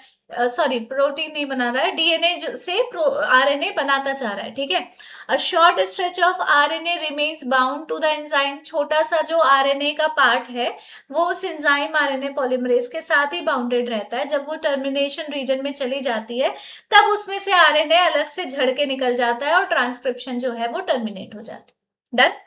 चलिए, तो ये हो गया इनिशिएशन। आरएनए पॉलीमरेज यहाँ पर सिग्मा फैक्टर के साथ बाइंड करके इनिशिएशन स्टार्ट करता है, इलोंगेशन होती चली जाती है, डीएनए से कटते हुए आरएनए बनते चले जाते हैं। ये हो गया आरएनए की स्ट्रैंड, ये हो गया आरएनए पॉलीमरेज। ठीक है, और जैसे ही टर्मिनेटर रीजन तक वो आता है तो रो फैक्टर के साथ जुड़ने के बाद ये बाइंड हो जाता है आरएनए पॉलीमरेज और आगे चलकर फिर ये अलग हो जाएगा, आरएनए अलग से गिर जाएगा, निकल के फॉल ऑफ हो जाएगा और हमारा ट्रांसक्रिप्शन प्रोसेस हो गया कंप्लीट। अब इस ट्रांसक्रिप्शन प्रोसेस में कहाँ कहाँ कॉम्प्लेक्सिटी आती है, प्रोकैरियोट्स में अलग कॉम्प्लेक्सिटी, यूकैरियोट्स में अलग कॉम्प्लेक्सिटी, ये सब हमें देखना है। यहाँ पर पहले मैं मार्क कर दूं एमसीक्यू नंबर 21, क्योंकि फैक्टर्स के ऊपर क्वेश्चंस पूछे जाते हैं बच्चों। ठीक है, चलिए कॉम्प्लेक्सिटी की बात हो रही है तो सबसे पहले बात करेंगे हम प्रोकैरियोट की। तो प्रोकैरियोट में ना साइटोप्लाज्म और न्यूक्लियस का कोई डिफरेंशिएशन नहीं है, सब एक ही है। ठीक है, न्यूक्लियस वैसे होता नहीं है मेम्ब्रेन बाउंड। तो ट्रांसलेशन ट्रांसक्रिप्शन से पहले भी कभी कभी शुरू हो जाती है। ट्रांसलेशन शुरू हो गई जबकि अभी ट्रांसक्रिप्शन खत्म भी नहीं हुआ है। तो प्रोकैरियोट्स में ट्रांसक्रिप्शन और ट्रांसलेशन कपल्ड होते हैं, एक साथ हो रहे होते हैं। ये एक कॉम्प्लेक्सिटी है प्रोकैरियोट में। यूकैरियोट में क्या है, तीन अलग अलग तरह के आरएनए पॉलीमरेज का यूज करना। पहला बात अच्छा, यहाँ इससे इंपॉर्टेंट कोई चीज नहीं है बच्चों इस चैप्टर में, मैं सच बताऊं तो इससे इंपॉर्टेंट, इसको पूरा पूरा ही हाईलाइट कर देती हूँ, इससे इंपॉर्टेंट कुछ नहीं है। एमसीक्यू नंबर 22 है या क्या है, हाँ 22 है। यहां से तुम्हारा एमसीक्यू दूसरा वाला 22, मतलब कोई भी एमसीक्यू बनता ही बनता है। आरएनए पॉलीमरेज 1 का काम है आरआरएनए को ट्रांसक्राइब करना, आरएनए पॉलीमरेज 2 का काम है एचएनआरएनए को ट्रांसक्राइब करना। एचएनआरएनए होता है हेट्रोजीनियस न्यूक्लियर आरएनए, मतलब कि एमआरएनए का एक प्रीकर्सर जिसमें अभी इंट्रॉन्स वगैरह भी प्रेजेंट है, वो हटेंगे। एचएनआरएनए में से जब इंट्रॉन्स हटेंगे, एक्सॉन को जोड़ा जाएगा, तब वो फुली प्रोसेस्ड होगा, तब वो एमआरएनए बनेगा। तो वो पहले एचएनआरएनए होता है। आरएनए पॉलीमरेज 3 का काम है टीआरएनए, एसएनआरएनए, एसआरआरएनए, इन सबको ट्रांसक्राइब करना, ठीक है ना। जो एमआरएनए का प्रिकर्सर है दैट इज एचएनआरएनए, उसमें दोनों इंट्रॉन्स और एक्सॉन्स दोनों होते हैं। इंट्रॉन्स को रिमूव किया जाता है, एक्सॉन्स को आपस में ज्वाइन किया जाता है, इस प्रोसेस को स्प्लाइसिंग कहते हैं। फिर हम क्या करते हैं उस एमआरएनए के साथ, वो जो फुली प्रोसेस्ड एमआरएनए, कब मतलब जब स्प्लाइसिंग हो चुकी है तो हम उसे प्रिपेयर करेंगे, मैच्योर करेंगे। कैसे मैच्योर करेंगे, ये आरएनए है, ठीक है, इसमें पहले तो एक कैपिंग करेंगे। कैपिंग किस चीज की करेंगे, मिथाइल गुआनोसिन ट्राइफॉस्फेट हम ऐड कर देंगे 5' एंड पर, और 3' एंड पर हम एडेनाइलेट के रेसिड्यूज ऐड कर देंगे लगभग 200 से 300, लगभग कितने, 200 से 300 एडेनाइलेट के रेसिड्यूज ऐड कर देंगे 3' एंड पर। इससे हो गई इसकी टेलिंग। अब ये capping, telling, splicing, capping, telling, ये होने के बाद ही तब जाके एचएनआरएनए कंप्लीटली फुल्ली प्रोसेस होता है, और तब जाके हम इसको एमआरएनए बोलते हैं, जो कि न्यूक्लियस के बाहर ट्रांसपोर्ट किया जाएगा साइटोप्लाज्म में, ताकि आगे चल के उसे ट्रांसलेट किया जा सके। ट्रांसलेट किया जा सके यानी उसका प्रोटीन सिंथेसिस बन सके, प्रोटीन सिंथेसिस बन सके, ठीक है। जैसे कि ये आपने पढ़ा ना उस समय, इनिशिएशन, इलोंगेशन, टर्मिनेशन, तो उसी टाइम पर जब जैसे जैसे आरएनए के स्ट्रैंड्स बनते जा रहे थे, हमें देखने को मिल रहा है कि उसमें कुछ एक्सॉन भी हैं, कुछ इंट्रॉन भी हैं। तो हम क्या करेंगे, उसमें मिथाइल गुआनोसिन ट्राइफॉस्फेट पहले बात तो M' एंड पर डालते, 5' एंड पर डालेंगे, है ना। उसके बाद 3' एंड पर हम पॉलीएडेनाइलेट की टेलिंग करेंगे, और ये जो छोटे छोटे आप देख रहे हो, ये हम क्या कर रहे हैं, स्प्लाइसिंग कर रहे हैं, उसमें से सारे इंट्रॉन्स हटा रहे हैं और ज्वाइन कर रहे हैं उसे। स्प्लाइसिंग हो गई, टेलिंग हो गई, कैपिंग हो गई, और ये पूरा एमआरएनए, मैसेंजर आरएनए बन के तैयार हो गया हमारा। समझ में आ गई बात। चलो, जेनेटिक कोड क्या होता है, म्यूटेशन की स्टडी कैसे की जाती है, ये देखते हैं फटाफट से। जेनेटिक कोड डायरेक्ट सीक्वेंस होता है अमाइनो एसिड को कोड करने के लिए, ताकि उससे प्रोटीन बनाया जा सके। जॉर्ज गेमो ने, अच्छा यहाँ पे एमसीक्यू 22 हो गया, हाँ। जॉर्ज गेमो ने प्रपोज किया था कि 20 ऐसे अमाइनो एसिड होते हैं जिसे कोड किया, जिसको जो कोड होता है 4 तरह के बेसिस से, एडेनिन, गुआनिन, साइटोसिन, थाइमिन, है ना। तो इसका मतलब थाइमिन नहीं, बेसिकली यूरेसिल, यहाँ पे आके थाइमिन हो जाता है खत्म, यूरेसिल रहेगा। तो कोड का मतलब हो तो कोड फिर 3 न्यूक्लियोटाइड के होने चाहिए, ताकि 4:3 करेंगे तो 64 हो जाएगा, 4:2 करेंगे तो 16 हो जाएगा, जो कि 20 से कम है। तो 4:3, 4 रेशियो 3 करना, रेशियो क्यों बोल रही है, 4⁻³ करना पड़ेगा, क्योंकि 4⁻² करेंगे अगर हम 2 न्यूक्लियोटाइड के कोड्स बनाएंगे, कोडॉन्स बनाएंगे, तो वो 16 ही अमाइनो एसिड को कोड कर पाएगा, और टोटल अमाइनो एसिड है 20। तो हमें क्या करना होगा, 3 न्यूक्लियोटाइड के उसको कोड करना पड़ेगा, जिससे हमें 64 तरह के वो मिल जाए, जो कि 64 is much more than 20 amino acid. So codon was proposed to be triplet, तो वो ट्रिपलेट हो गया। हरगोबिंद खुराना ने फिर केमिकल मेथड को डेवलप किया जिससे आरएनए मॉलिक्यूल की सिंथेसिस एक डिफाइंड कॉम्बिनेशन ऑफ बेसिस से हो सकती थी। निरेनबर्ग ने डेवलप किया, अच्छा देखो यहाँ पे जॉर्ज गेमो है, हरगोबिंद खुराना है, निरेनबर्ग है, ठीक है। तो ये यहाँ पर अगेन मैच वाले क्वेश्चंस बन सकते हैं। एमसीक्यू नंबर हो गया तुम्हारा 22। डन। निरेनबर्ग ने डेवलप किया cell free system for protein synthesis which help the code to be deciphered. Cell free system का मतलब क्या होता है? सेल फ्री सिस्टम का मतलब क्या होता है? बिना सेल के एक ऐसा सिस्टम डेवलप करना जहां पे प्रोटीन का सिंथेसिस हो सकता है। एंजाइम नोन एज सेवरोकोएंजाइम, जिसे हम पॉलीन्यूक्लियोटाइड फॉस्फोराइलेज भी बोलते हैं, इससे पॉलीमराइजेशन होती है आरएनए की with defined sequences template independent manner में। टेम्पलेट नहीं भी होगा चलेगा। Finally give rise to checkerboard for genetic code. ठीक है, वो चेकर बोर्ड यहाँ पर है। ठीक है, इसको अच्छे से देख लेना। ऐसा नहीं है कि इसमें से बहुत क्वेश्चंस आते हैं, लेकिन देख लेना। अब हम जेनेटिक कोड के कुछ सलाइन फीचर्स देखेंगे। जेनेटिक कोड हमेशा ट्रिपलेट होती है, 3 के फॉर्म में ही जेनेटिक कोड होती है ताकि 64 तरह के अमाइनो एसिड्स को की कोडिंग हो सके। तो 61 कोडॉन्स होते हैं जो कोड हो करते हैं अमाइनो एसिड को, जबकि 3 होते हैं जो स्टॉप कोडॉन्स होते हैं। 64 कोडॉन्स में से 61 जो है वो अमाइनो एसिड को कोड करेंगे, लेकिन जो बाकी के 3 है वो स्टॉप कोडॉन होंगे, वो किसी भी चीज के लिए कोडिंग नहीं करते। एक कोडॉन कोड कर सकता है कि स्पेसिफिक अमाइनो एसिड को, लेकिन एक अमाइनो एसिड एक से ज्यादा कोडॉन से कोड हो जाता है। कोडॉन्स है अनएम्बिगुअस यानी कि they are very specific, they are very specific, they only code for a specific amino acid। But देखो जितना लॉयल हमारा कोडॉन है कि हम सिर्फ इसी अमाइनो एसिड को कोड करेंगे, उतना लॉयल अमाइनो एसिड नहीं है। अमाइनो एसिड कहता कि मैं तो तुमसे भी कोड हो जाऊंगा, तुमसे भी हो जाऊंगा, तुमसे भी हो जाऊंगा, तुमसे भी हो जाऊंगा।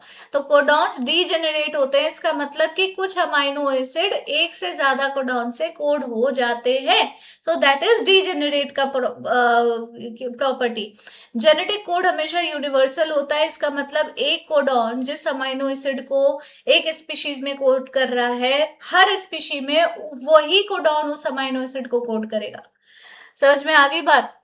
AUG अगर मिथ्योनिन के लिए कोड कर रहा है तो AUG दुनिया के हर स्पीशीज में मिथ्योनिन अमाइनो एसिड के लिए ही कोड करेगा बच्चों। कोडॉन्स को हम कंटिन्यूअस फॉर्म में रीड करते हैं, कोई पंचुएशन मार्क लगाने की कोई जरूरत नहीं है। AUG नाम का जो कोडॉन है इसके 2 फंक्शन है, एक तो ये मिथ्योनिन को कोड करता है, दूसरा ये स्टार्ट कोडॉन है। जैसे ही AUG आएगा दिखेगा तभी जाके ट्रांसलेशन का प्रोसेस स्टार्ट होगा। अगेन यहां से एक ना एक क्वेश्चन बन ही जाता है बच्चों। तो MCQ नंबर 23 हम यहाँ पर मार्क कर रहे हैं। इफेक्ट क्या है म्यूटेशंस का जेनेटिक कोड में? म्यूटेशन इंक्लूड करती है कि डीएनए कोड में या सीक्वेंसेस में कोई इंसर्शन हो गया या डिलीशन हो गया, रीअरेंजमेंट हो गया। म्यूटेशन रिजल्ट करती है चेंज्ड फिनोटाइप में और डिजीजेस में, जैसे कि सिकल सेल अनीमिया हो सकता है, ग्लूटाइन की जगह वेलाइन में चेंज हो जाएगा, beta globin chain of haemoglobin में, तो ये सिकल सेल अनीमिया को वो करेगा, रिजल्ट करेगा। ऐसे को जॉइंट म्यूटेशन बोलते हैं। अगर सिंगल बेस पेयर का इंसर्शन या डिलीशन हो गया है तो पूरी की पूरी फ्रेमवर्क या रीडिंग ही डिस्टर्ब हो जाती है, और इसी तरह के म्यूटेशन को फ्रेम शिफ्ट म्यूटेशन भी बोलते हैं। क्या बोलते हैं? Frame shift mutation. ठीक है, क्लियर है? उसके बाद फ्रेम शिफ्ट म्यूटेशन होल्ड करता है प्रूफ ऑफ द फैक्ट कि कोडॉन जो है वो ट्रिपलेट है। कोडॉन जो है वो ट्रिपलेट है क्योंकि अगर हम इंसर्ट करेंगे 3 या multiple of 3 bases followed by the deletion of same number of bases, तो पूरी रीडिंग फ्रेम जो है वो अनऑल्टर्ड ही रहेगी। तो इसीलिए फ्रेम शिफ्ट म्यूटेशन जो है दिखाता है कि 3 के मल्टीपल में ही, ट्रिपलेट में ही कोडॉन जो है वो म्यूटेट कर रहे हैं।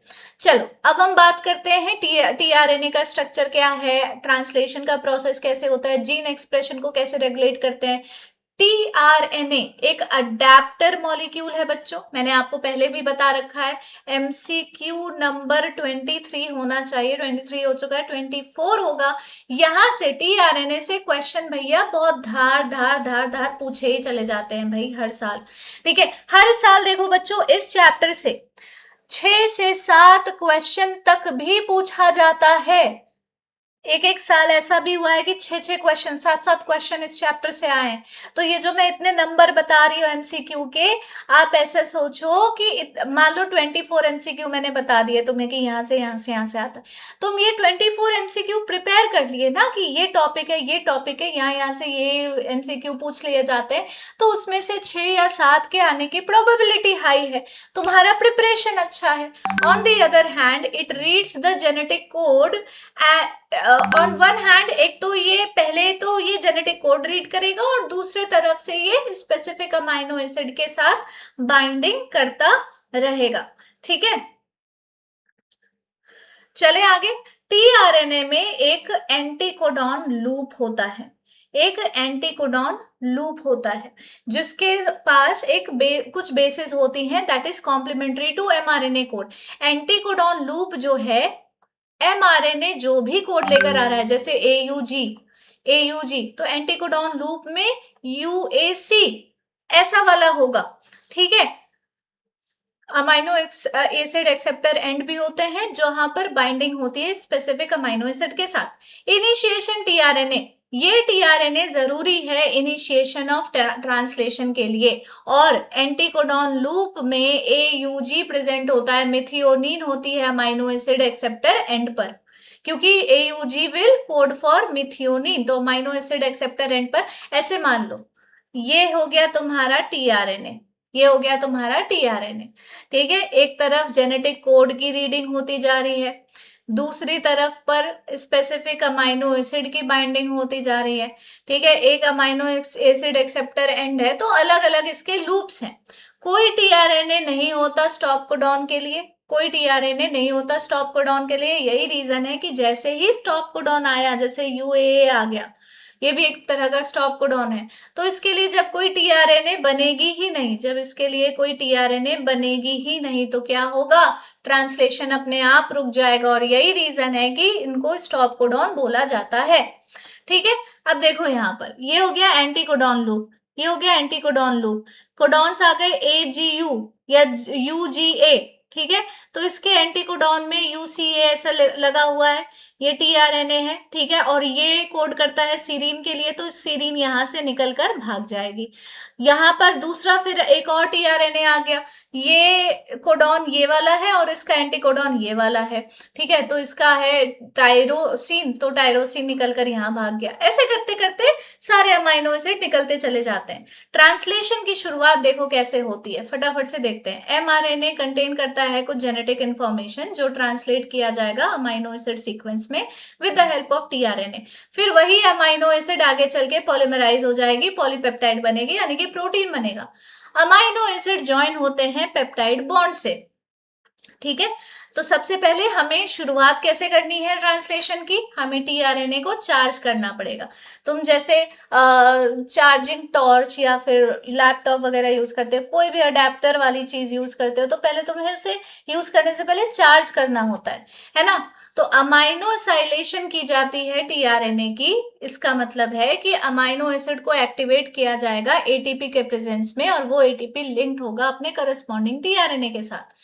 फिर राइबोसोम्स जो हैं वो हैं work benches of the translation. उन्हीं, ribosome is the site of protein synthesis, ये आप लोग बचपन में उतनी ही बार पढ़े हो जितनी बार आपने पढ़ा है mitochondria is the powerhouse of the cell, right. So ribosomes have two subunit, एक लार्ज सब यूनिट होता है, एक स्मॉल सब यूनिट होता है। स्मॉलर सब यूनिट जो है वो कॉन्टैक्ट में आते हैं एमआरएनए के और इनिशिएट होता है प्रोसेस ऑफ ट्रांसलेशन।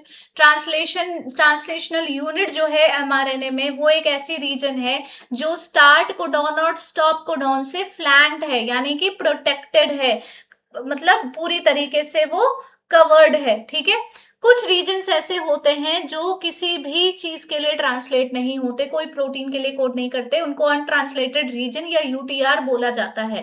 ठीक है, वो खुद से ट्रांसलेट नहीं होते लेकिन ट्रांसलेशन प्रोसेस में वो जरूरी काम करते हैं।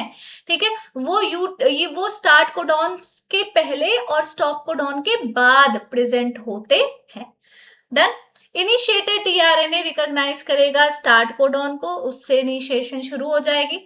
अब तब टीआरएनए अमाइनो एसिड कॉम्प्लेक्स जो है वो बाइंड करेगा कोडॉन ऑन एमआरएनए के साथ, जो एमआरएनए पे कोडॉन है उसके साथ बाइंड करेगा। बेस पेयरिंग होगी दोनों के बीच में, टीआरएनए के एंटीकोडॉन और एमआरएनए के बीच में।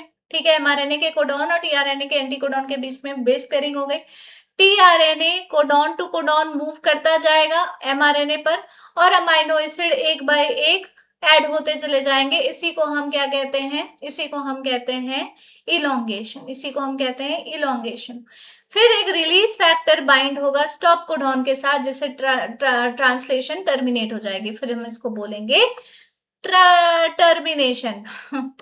ओके, चलो फिर आ जाते हैं हम लोग रेगुलेशन ऑफ जीन एक्सप्रेशन पर कि चलो ठीक है, जीन एक्सप्रेस हो रहा है तो उसे रेगुलेट कौन कर रहा है, तो कितने फॉर्म में रेगुलेट किया जा सकता है। यहाँ पर पहली बात तो हमें बनाना है एमसीक्यू नंबर 25, एमसीक्यू नंबर 25 बनेंगे।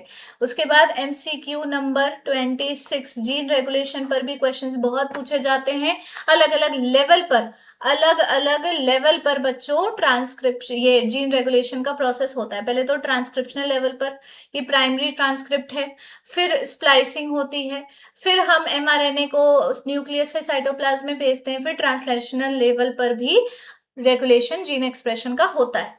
अब उसके साथ साथ मेटाबॉलिक, फिजियोलॉजिकल, इन्वायरमेंटल कंडीशंस भी जीन के एक्सप्रेशन को रेगुलेट करते हैं। जीन एक्सप्रेशन का मतलब हो गया कि जीन किस तरीके से एक्सप्रेस होगी। कोई जीन तुम्हारे अंदर प्रेजेंट है, मान लो बालों को लाल कर देने की जीन तुम्हारे बॉडी में प्रेजेंट है, तो बाल कब लाल होंगे, कैसे होंगे, शुरुआत कैसे होगी, ये सारी चीजें होती है जीन एक्सप्रेशन। ठीक है, एक्सप्रेशन ऑफ जीन जो कोड करता है किसी एंजाइम के लिए, वो तभी रिक्वायर्ड होगा जब उस एंजाइम का सबस्ट्रेट प्रेजेंट होगा। यहीं से शुरुआत हो जाती है लैक ओपरॉन की बच्चों कि अगर लैक्टोज प्रेजेंट है, मतलब अगर lactose as a substrate present है, तभी बीटा गैलेक्टोसाइडेज नाम के एंजाइम का जीन एक्सप्रेशन होगा, अदरवाइज नहीं होगा। तो इकोलाई जो है वो बीटा गैलेक्टोसाइडेज तभी सिंथेसाइज करती है ये एंजाइम जब lactose as a substrate available होता है। अब हम बात करेंगे प्रोकैरियोट्स में जीन रेगुलेशन होता कैसे। तो ये कंट्रोल करता है रेट ऑफ ट्रांसक्रिप्शनल इनिशिएशन को। आरएनए पॉलीमरेज की जो एक्टिविटी है, ठीक है, प्रमोटर पे, वो रेगुलेट होती है एसेसरी प्रोटीन से। एसेसरी प्रोटीन अफेक्ट करता है एबिलिटी ऑफ प्रमोटर, और उससे स्टार्ट साइट जो है वो रिकॉग्नाइज होने लगते हैं। रेगुलेटरी प्रोटीन जो है वो एक्टिवर या रिप्रेसर की तरह, एक्टिवेटर या रिप्रेसर की तरह दोनों तरह से काम कर सकती है, ये काम है रेगुलेटरी प्रोटीन का। अच्छा, लैक ओपरॉन अगर आपको समझना है ना, आप अगर ऑलरेडी ये वीडियो देख रहे हो, अगर 10 मिनट का भी टाइम आपके पास है, तो इसी वीडियो पर, इसी चैनल पर मैंने लैक ओपरॉन पर एक डेडिकेटेड शॉर्ट वीडियो बना रखी है। वो देखने के बाद जीवन में, मतलब कुछ भी हो जाए, इंसान की याददाश्त भी चली जाए, तो भी वो लैक ओपरॉन नहीं भूल सकता बच्चों। तो वो वाला वीडियो जरूर जाकर देखना एक बार, you will love it literally, I am telling you कि उससे अच्छा वीडियो तुम्हें लैक ओपरॉन समझाने के लिए नहीं मिलेगा यूट्यूब के अंदर। ठीक है, एक्सेसिबिलिटी ऑफ प्रमोटर, वो अफेक्ट होता है ऑपरेटर से। ये सारी चीजें तुम्हें तब तक नहीं समझ में आएगी जब तक मैं अपने तरीके से नहीं समझाऊंगी। तो ऐसे समझो, लैक ओपरॉन, एक ओपरॉन क्या होता है, एक ऐसा अरेंजमेंट, एक ऐसी व्यवस्था जिसमें पॉलीसिस्टोनिक जीन रेगुलेट होते हैं कॉमन प्रमोटर और रेगुलेटरी जीन से। पॉलीसिस्टोनिक जीन तो तुम्हें पता है, प्रोकैरियोट की बात हो रही है तो पॉलीसिस्टोनिक जीन ही होगा, यानी कि अलग अलग तरह के जो जीन्स हैं वो अलग अलग प्रोडक्ट बनाने वाले हैं। ठीक है, अलग अलग एंजाइम बनाने वाले हैं। अब वो रेगुलेट करेगा एक प्रमोटर और एक रेगुलेटरी जीन। मैंने आपको बताया था रेगुलेटरी जीन किसी चीज के लिए कोड नहीं करता, बट वो रेगुलेट करता है जीन एक्सप्रेशन को। तो इसमें अलग अलग तरह के ओपरॉन आ जाते हैं, लैक ओपरॉन, टीआरपी ओपरॉन, हिजवेल, ये सारे अलग अलग सिस्टम्स हैं। हम जब लैक ओपरॉन पढ़ते हैं ना, लैक ओपरॉन जब हम पढ़ते हैं, यहाँ पे तो पहले मैं मार्क कर दूं आपको, MCQ 27, ठीक इसी तरीके से मैच द फॉलोइंग आ जाएगा बेटा। ठीक है। जैकब और मोनोड ने, एक सांस में मैं पढ़ा रही हूँ, अजीब सा ही लग रहा है अच्छा लग रहा है, पर जैकब और मोनोड ने सबसे पहले लैकोपेरोन को जो है वो इलुसिडेट किया था, डिस्क्राइब किया था। कैसे हो रहा है देखो, आई जीन जो है ना, ये इनहिबिटर की तरह काम करती है, ये रिप्रेसर है लैकोपेरोन की। बेसिकली आई जीन नहीं चाहती कि वो लैकोपेरोन आगे बढ़ने दे। जी जीन जो है वो स्ट्रक्चरल है, ठीक है, वो स्ट्रक्चरल है जो कि बीटा गैलेक्टोसाइडेज एंजाइम के लिए कोड करेगी। ये वही एंजाइम है जो लैक्टोज को तोड़कर गैलेक्टोज और ग्लूकोज में कन्वर्ट करता है। वाई जीन जो है ये भी स्ट्रक्चरल है, ये परमिएज के लिए कोड करती है, जो परमिएबिलिटी सेल की बढ़ाता है ताकि बीटा गैलेक्टोसाइडेज एंजाइम अंदर जा सके। और एक होता है ए जीन, ए जीन भी स्ट्रक्चरल जीन है, ये ट्रांसस्टाइलेज के लिए कोड करेगा। तो ये सारे जीन हो गए। पॉलीसिस्टोनिक दिख रहा है ना तुम्हें, इतने सारे जीन है, इतने सारे स्ट्रक्चरल जीन है, मतलब हर एक जीन इन्वॉल्व होता है लैकोपेरोन में, उसे चाहिए metabolism of lactose. Inducer, inducer कौन है? इंड्यूसर वो होता है जिसके वजह से वो सिस्टम ऑपरेट हो पाती है, यानी लैक्टोज है तो वो सिस्टम चलेगी, लैक्टोज नहीं होगा एज अ सबस्ट्रेट तो वो सिस्टम ही नहीं चलेगा, वो ओपेरॉन ही नहीं चलेगा। तो यहाँ lactose will act as a inducer for lac operon, क्योंकि वो रेगुलेट कर रहा है कि वो स्विच ऑन होने वाला है, स्विच ऑफ होने वाला है ओपेरॉन। लैक्टोज अगर ग्रोथ मीडियम में बैक्टीरिया के प्रोवाइडेड है तो बैक्टीरिया को लैक्टोज का मेटाबॉलिज्म करना पड़ेगा, ठीक है। तो वो सीधा सीधा सेल के अंदर जाएगी, परमिएज एंजाइम उसे जाने देगा। परमिएज प्रेजेंट है, लैक्टोज एंटर कर रहा है इनसाइड द सेल, तो लो एक्सप्रेशन हो रही है, ठीक है, लैकोपेरॉन की एक्सप्रेशन प्रेजेंट हो रही है। अब अगर इंड्यूसर नहीं है, यानी कि अगर लैक्टोज नहीं है, तो आई जीन जो है वो रिप्रेसर प्रोटीन बनाएगी और रिप्रेसर बन जाएगा। रिप्रेसर ऑपरेटर के साथ बाइंड करके बोलेगा कि ओपेरॉन को खुलने मत देना, क्योंकि भैया लैक्टोज ही नहीं आया है, तो लैक्टोज की मशीन भी चालू नहीं होनी चाहिए। वो प्रिवेंट करेगा आरएनए पॉलीमरेज, ताकि ताकि मतलब जिससे ट्रांसक्राइब होगी जीन ZYA नेगेटिव रेगुलेशन, ठीक है, प्रिवेंट हो गया आरएनए पॉलीमरेज जो कि इन जीन्स को ट्रांसक्राइब करता था। अब एब्सेंस है अगर इन प्रोडक्ट्स का ऑफ दिस जीन, तो मेटाबॉलिज्म लैक्टोज का हो ही नहीं पाएगा, क्योंकि इंड्यूसर ही नहीं है पहली बात। अब हमारे पास इंड्यूसर है, अब लोग कह रहे हैं अरे अरे भागो भागो, लैक्टोज आ गया, लैक्टोज आ गया, जल्दी जल्दी इसकी मशीन चालू करो। इंड्यूसर आ गया यानी लैक्टोज आ गया, ये बाइंड करेगा protein product of gene I के साथ, रिप्रेसर के साथ बाइंड करके उसको इनएक्टिवेट कर देगा। रिप्रेसर एक गुस्सैल चौकीदार है, तो गुस्सैल चौकीदार के पास जब गया लैक्टोज तो उसने कहा कि भैया गेट खोल दो, हमारी मशीन चालू होना जरूरी है। तो वो शांत हो गया, इनएक्टिवेट हो गया। ये इनएक्टिवेटेड रिप्रेसर अब आरएनए पॉलीमरेज को इनएक्टिवेट ही नहीं कर सकता, उसके साथ बाइंड ही नहीं कर सकता, क्योंकि ऑलरेडी इंड्यूसर उसके साथ बाइंड हो चुका है रिप्रेसर के साथ, जिसके वजह से आरएनए पॉलीमरेज को एक सिग्नल मिल जाता है कि अभी तक चौकीदार भैया ने हमें मना नहीं किया है मशीन चालू करने से, तो अब मुझे मशीन चालू कर देनी चाहिए। तो ये आरएनए पॉलीमरेज फिर ZY और A जीन को ट्रांसक्राइब करेगा रिस्पेक्टिव एमआरएनए से, और फिर ट्रांसलेशन होगी और एंजाइम्स बनेंगे बीटा गैलेक्टोसाइडेज, परमीज और ट्रांसएस्टाइलेज। तो ये है पूरा पूरा तुम्हारा लैकोपेरॉन का केस। फिर आ जाते हैं हम ह्यूमन जीनोम प्रोजेक्ट में। ह्यूमन जीनोम प्रोजेक्ट क्या चीज है? जॉइंट वेंचर है US department of energy and national institute of health का, ठीक है। वेलकम ट्रस्ट ने आगे चल के ज्वाइन कर लिया था, जो कि यूके की कंपनी है। ज्वाइन लॉन्च हुआ था 1990 में, कंप्लीट हुआ था 2003 में, ठीक है। इसका काम है डीएनए सीक्वेंसिंग करना पूरे ह्यूमन जीनोम की। अब डीएनए जो है वो जेनेटिक इंफॉर्मेशन का स्टोर हाउस है, जो कि सारे बेस पेयर की सीक्वेंसिंग को डिटरमाइन करता है, जिससे मेडिकल, एग्रीकल्चर, इन्वायरमेंटल और इवोल्यूशनरी मिस्ट्रीज को सॉल्व किया जा सकता है। तो क्या ह्यूमन जीनोम प्रोजेक्ट का बायोइन्फॉर्मेटिक्स के साथ रिलेशनशिप है? अब एक ये देखते हैं। अच्छा, ये हो गया था हमारा MCQ 27। MCQ नंबर 28, ठीक है। ह्यूमन जीनोम, जीनोम का मतलब होता है टोटल कितने जीन प्रेजेंट होंगे ह्यूमन बींग्स में, तो कितने प्रेजेंट है? 3 × 10⁹ बेस पेयर्स प्रेजेंट है। एक बेस पेयर को कॉस्ट सीक्वेंस करने की कॉस्ट $3 आती थी उस टाइम पर, 1990 की बात कर रही हूँ मैं। अंदाजा लगाया गया था। तो टोटल कॉस्ट पूरी सीक्वेंसिंग की कितनी आएगी? 3 × 10⁻⁹ बेस पेयर, जिसको हम अप्रोक्सीमेट बोलेंगे $9 बिलियन, जो कि एक ऐसा अमाउंट है जो आप इमेजिन भी नहीं कर सकते। ऊपर से 90s के टाइम के जमाने पे $9 बिलियन क्या होते होंगे, मतलब it is beyond our imagination. तो बहुत सारा डेटा चाहिए होता था ताकि हम जनरेट कर सके। आपको पता है 3300 बुक्स लगेंगी, हर बुक के 100 पेजेस होने चाहिए। आपकी एक नॉर्मल एनसीईआरटी होती है वो 200-250 पन्ने की होती है, तो आपको लगता है ना मोटी मोटी बुक है, जितनी भी है मॉडरेट। अगर 1000 पन्ने की एक बुक हो, हर बुक में हर बुक के हर पेज में 1000 शब्द लिखे जाएं, तो ऐसी ऐसी 3300 बुक्स लगेंगी हमें सारा डेटा स्टोर करने के लिए, जो भी हमने सीक्वेंसिंग किया होगा ह्यूमन जीनोम का।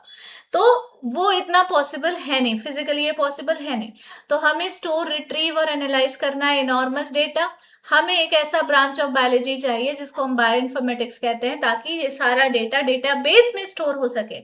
Genomes of many non human model जैसे बैक्टीरिया, ईस्ट, सिनोरेप्टाइटिस एलिगेंस या ड्रोसोफिला, प्लांट में राइस हो गया, ये सब सीक्वेंस किए जा चुके हैं। दो मेथड होता है सीक्वेंसिंग में, पहले तो ईएसटी यानी कि एक्सप्रेस सीक्वेंस टैग को आइडेंटिफाई करना और फिर सीक्वेंस की एनोटेशन करना। एक्सप्रेस सीक्वेंस टैग यानी कि जैसा नेम है इसका, इसका मतलब है पार्ट ऑफ डीएनए जो एक्सप्रेस हुआ हो, ट्रांसक्राइब हुआ हो एमआरएनए के फॉर्म में, ट्रांसलेट हुआ हो प्रोटीन के फॉर्म में, और उसके आगे जो भी इसका काम होता है वो हुआ।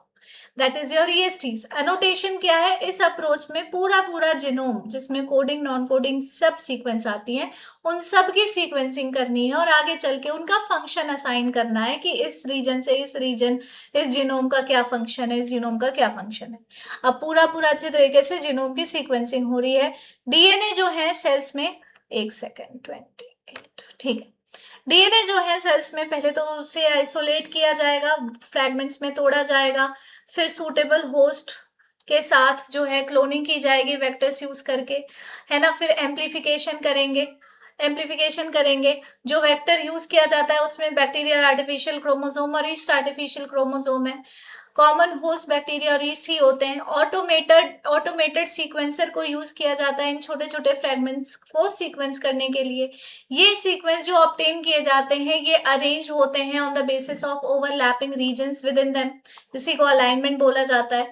जब इन सीक्वेंसेस की अलाइनमेंट होगी तो वो ऑटोमेटिकली होगा बाय कंप्यूटर प्रोग्राम, क्योंकि ये पूरा बायोइन्फॉर्मेटिक्स ही है। देन दी सीक्वेंसेस आर अनोटेटेड और असाइन किए जाएंगे हर एक क्रोमोसोम पे। MCQ नंबर 29, यहां से एक ना एक MCQ बनता ही है बच्चों। अब प्रिपरेशन करेंगे तो दो मेथड यूज होगा, पहले तो रिस्ट्रिक्शन पॉलीमॉर्फिज्म और फिर माइक्रोसेटेलाइट। रिस्ट्रिक्शन पॉलीमॉर्फिज्म क्या है? कुछ स्पेशल एंजाइम्स का यूज किया जाता है जिसको रिस्ट्रिक्शन एंडोन्यूक्लियस कहते हैं, उसे कट किया जाएगा जीनोम में, है ना। स्पेशलाइज साइट्स होते हैं रिस्ट्रिक्शन एंडोन्यूक्लियस रिकॉग्निशन साइट, फिर मैप प्रिपेयर किए जाएंगे बेस्ड ऑन इट। माइक्रोसेटेलाइट्स क्या होते हैं? डीएनए सीक्वेंसेस के रिपीटेटिव सीक्वेंसेस, उनको माइक्रोसेटेलाइट बोला जाता है। अब देखो फटाफट से मैं बताती हूँ कि क्वेश्चंस कहाँ कहाँ से पूछे जाते हैं। MCQ नंबर 30 मैं तुम्हें बताती हूँ। न्यूक्लियोटाइड बेसिस टोटल कितने हैं ह्यूमन जीनोम में? 3 × 10⁹ जीनोम क्या होता है? Single set of total DNA, ठीक है। एवरेज जीन 3000 की होती है, लार्जेस्ट जीन डिस्ट्रोफिन होती है। यहां से 2025 में क्वेश्चन पूछा जा चुका है, रिपीट हो सकता है। टोटल नंबर ऑफ जीन है 3000। 50% ऑफ द जीन्स अभी तक उसके फंक्शंस हमें पता ही नहीं है। पूरे जीनोम का लेस देन 2% ही किसी चीज के लिए कोड करता है, बाकी सब जंक है, ठीक है। लार्ज पोर्शन जो है वो रिपीटिंग सीक्वेंस का होता है, जिसको हम बल ये रिपीटेड सीक्वेंस भी बोलते हैं। रिपीटेटिव सीक्वेंस किसी भी चीज के लिए कोड नहीं करता, ये 100 से 1000 टाइम तक भी रिपीट हो जाता है, और यही रिपीटेशन ही एक इंसान को दूसरे इंसान से थोड़ा बहुत अलग बनाती है। सबसे ज्यादा जीन क्रोमोसोम 1 में पाए जाते हैं 2968, सबसे कम जीन क्रोमोसोम 1 में पाए जाते हैं 231। कुछ एसएनपीज होती है जिनको सिंगल न्यूक्लियोटाइड पॉलीमॉर्फिज्म बोला जाता है। यहाँ से इसके सिर्फ फुल फॉर्म के ऊपर ही प्रीवियस ईयर में क्वेश्चन पूछा जा चुका है, ठीक है। ये सिंगल न्यूक्लियोटाइड पॉलीमॉर्फिज्म लगभग ह्यूमन डीएनए के 1.4 मिलियन लोकेशंस में प्रेजेंट होते हैं, अकर करते हैं। और कहा जाता है कि इसका सिग्निफिकेंस है किसी भी तरह के डिजीज को एक्सप्लेन करना, इवोल्यूशनरी हिस्ट्री को एक्सप्लेन करना। अब आ जाते हैं हम लोग डीएनए फिंगरप्रिंटिंग की। तो दो इंडिविजुअल के बीच में जब हमें मैच करानी होती है तो हमें ये पता चलता है कि 99.9% जो बेस सीक्वेंसेस है हर ह्यूमन बीइंग में वो एक जैसी हैं। तो हमें 99.9% से कोई लेना देना नहीं है। ये जो 0.1% सीक्वेंस है जो हर इंडिविजुअल को यूनिक बनाता है उसमें हमें मैच करानी पड़ेगी। तो पूरा पूरा डीएनए सीक्वेंस तो हम बार बार कर नहीं सकते। ह्यूमन जीनोम प्रोजेक्ट को 13 साल लग गए, तो बार बार करेंगे तो पता नहीं कितने साल लग जाएंगे। तो उसके जगह पर हमें क्या करना होता है, कुछ स्पेसिफिक रीजन जिसको रिपीटेटिव डीएनए सीक्वेंस बोलते हैं उसकी कंपैरेटिव स्टडी करनी पड़ती है कि पर्सन ए और पर्सन के बी के बीच में कहाँ कहाँ कौन कौन से जगह पर कितने रिपीटेटिव सीक्वेंस है। तो उन रिपीटेटिव सीक्वेंस के बैंड्स को जब हम काउंट करते हैं, मैच कराते हैं, तो उसकी मैचिंग अगर हो रही है तो वो दोनों सेम पर्सन है, मैच नहीं हो रहा तो नहीं है, ऐसा माना जाता है। डीएनए फिंगरप्रिंटिंग का बेसिस ही रिपीटेटिव डीएनए है जो कि सेपरेट किया जाएगा बल्क जीनोमिक डीएनए से। एक अलग पीक बनाता है डेंसिटी ग्रेडियंट सेंट्रीफ्यूगेशन पे। आपको मेरे इसी चैनल पर शॉर्ट्स मिल जाएंगे बच्चों, छोटे छोटे शॉर्ट्स मैंने बना रखे हैं डीएनए फिंगरप्रिंटिंग के ऊपर, है ना, लैक ओपरॉन के ऊपर। आपको हर एक टॉपिक पर इतने प्यारे प्यारे शॉर्ट्स मिलेंगे, आपको मजा ही आ जाएगा देखकर। तो अगेन मैं बोल रही हूँ, इस चैनल को सब्सक्राइब कर लो, है ना। हर एक सेशन जो आप देखते हो और आपको लगता है कि ये आपके लिए काफी यूजफुल रहा है, आपकी लाइफ में एक पॉजिटिव चेंज लेकर आ रहा है, आप लाइक कर दिया करो सेशन को ताकि ये ज्यादा से ज्यादा लोगों तक पहुंच सके। सब्सक्राइब करना बिल्कुल मत भूलना, ठीक है। अगर आप सब्सक्राइब करोगे तभी हमारा चैनल ग्रो करेगा, और ये चैनल ग्रो करेगा तो ही मैं आपको बेस्ट से बेस्ट कंटेंट प्रोवाइड कर पाऊंगी। मेजर पीक जो है वो फॉर्म हो रहा है बल्क डीएनए से, स्मॉलर पीक जो है वो सैटेलाइट डीएनए से, क्योंकि इसका परसेंटेज बहुत कम है। दो तरह के सैटेलाइट्स होते हैं, माइक्रो सैटेलाइट्स और मिनी सैटेलाइट्स। डिपेंड करता है कि कितना नंबर ऑफ बेस कॉम्पोजिशन है, लेंथ है, सेगमेंट है। यहाँ पर आपका एक एमसीक्यू बन सकता है कि माइक्रो और मिनी सैटेलाइट जो है इन दोनों का डिफरेंस किस चीज पर बेस्ड है। तो ये हो गया आपका एमसीक्यू नंबर 31। ठीक है। सैटेलाइट जो डीएनए है वो किसी भी चीज के लिए कोड नहीं करती, लेकिन बहुत इंपॉर्टेंट रोल है डीएनए फिंगरप्रिंटिंग में। बेसिकली हम लोगों को देखना होता है पॉलीमॉर्फिज्म, जो कि म्यूटेशन का रिजल्ट है। ठीक है। जर्म सेल का जो म्यूटेशन है वो पॉलीमॉर्फिज्म लेकर आता है पॉपुलेशन में। अब सिंस ये पॉलीमॉर्फिज्म जो है ना, ये किसी चीज के लिए कोड नहीं करती, किसी चीज के ये नॉन कोडिंग सीक्वेंसेस होते हैं, इसीलिए ये एक इंडिविजुअल की रिप्रोडक्टिव एबिलिटी को किसी भी तरीके से अफेक्ट नहीं कर सकता। मेथड्स क्या है डीएनए फिंगरप्रिंटिंग के? हमें वीएनटीआर यानी कि variable number of tandem repeats यानी रिपीटेटिव सीक्वेंसेस को, जो कि सैटेलाइट डीएनए हैं जिसमें हाई डिग्री ऑफ पॉलीमॉर्फिज्म देखने को मिलता है, वो हमें निकालना है। इसे हम प्रोब की तरह यूज करेंगे। डीएनए को पहले तो इंडिविजुअल से आइसोलेट किया गया, कट किया गया रेस्ट्रिक्शन एंडोन्यूक्लियस यूज करके। फ्रैगमेंट्स जो है वो सेपरेट किए गए साइज और मॉलिक्यूलर वेट के अकॉर्डिंग। जेल इलेक्ट्रोफोरेसिस किया गया, ब्लॉटिंग करी गई, ठीक है। फिर बीएनटीआर प्रोब यूज किया गया, ऑटो रेडियोग्राफी की गई, और यहां से यहां तक 0.1 से 20 किलो बेस तक वीएनटीआर के साइजेस होते हैं। ऑटो रेडियोग्राम यूज करके हमें डिफरेंट साइजेस के बैंड्स दिखने लग जाएंगे। ये बैंड्स कैरेक्टरिस्टिक्स होते हैं एक इंडिविजुअल के। हर एक इंडिविजुअल में अलग अलग नंबर ऑफ बैंड्स होते हैं, आइडेंटिकल ट्विंस को छोड़कर इनमें सब कुछ एग्जैक्ट एक जैसा होता है, तो इन दोनों को डिफ्रेंशिएट नहीं किया जा सकता। ठीक है। एप्लीकेशंस इनकी क्या है? डीएनए फिंगरप्रिंटिंग वाइडली यूज होती है फॉरेंसिक्स में, क्योंकि डीएनए हर एक टिश्यू से निकाला जा सकता है, सेम डिग्री ऑफ पॉलीमॉर्फिज्म देखने को मिलेगा। ठीक है। बेसिस होता है ये पेटर्निटी टेस्टिंग का, चाइल्ड इनहेरिट करता है polymorphism from both its parents.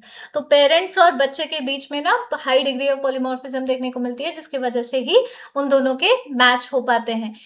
इसे जेनेटिक डाइवर्सिटी के लिए स्टडी किया जा सकता है, इवोल्यूशन के पर्सपेक्टिव के लिए स्टडी किया जा सकता है। नाउ बच्चों, we are going to start the next chapter, the first chapter of genetics, that is PIV, principles of inheritance and variation. तो जल्दी जल्दी इसको भी ना हम फिनिश करेंगे फटाफट से। जेनेटिक्स क्या है? Branch of biology.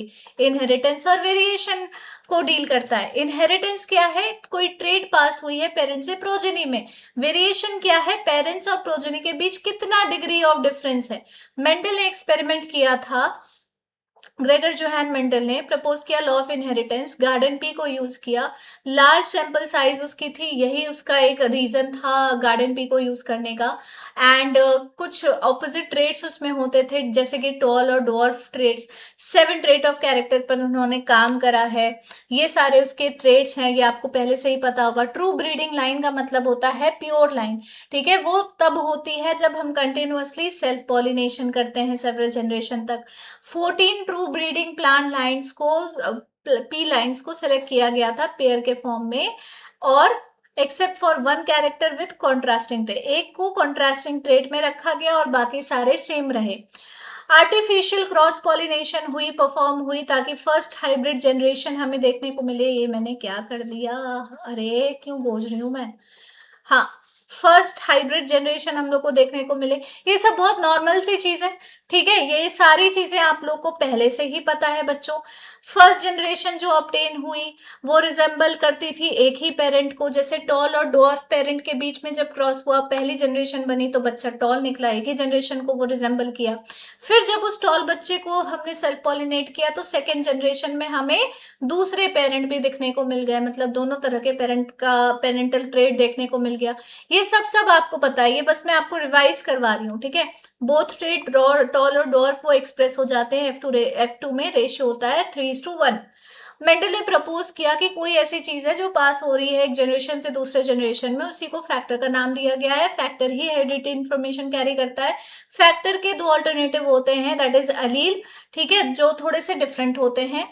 दो अलील जो है वो कोड करता है पेयर ऑफ कॉन्ट्रास्टिंग ट्रेट को, जैसे कि एक अलील टॉलनेस के लिए, एक अलील डॉर्फनेस के लिए। मोनो हाइब्रिड क्रॉस जो है सिंगल कैरेक्टर का जब हम क्रॉस कर रहे हैं, आपको ऑलरेडी पता है कि कैसे हो रहा है ये क्रॉस। एक टॉल पेरेंट है, एक डॉर्फ पेरेंट है, दोनों की क्रॉसिंग हो गई, ठीक है। तो क्रॉस होने के बाद हमें एक हाइब्रिड टॉल मिलता है, उसकी हम जब सेल्फिंग करेंगे तो हमें ये 4 अलग अलग तरह के बच्चे मिलेंगे, जिसमें 3 टॉल होंगे पर एक ही प्योर टॉल होगा, और 2 हाइब्रिड टॉल होंगे और एक डॉर्फ होगा, ठीक है। पुनेट स्क्वायर है जो कि ग्राफिकल रिप्रेजेंटेशन है कि कैसे हम सारे जीनोटाइप की पॉसिबिलिटी निकाल सकते हैं। अब इस पुनेट स्क्वायर के ही हेल्प से हम जीनोटाइप पता लगा लेते हैं, जीनोटाइप से हम फिनोटाइप भी पता लगा सकते हैं, एवरीथिंग। लॉ ऑफ डोमिनेंस, या जिसमें test cross, law of segregation, incomplete dominance सब आ जाता है, फटाफट से देखो। लॉ ऑफ डोमिनेंस क्या कहलाता है बच्चों?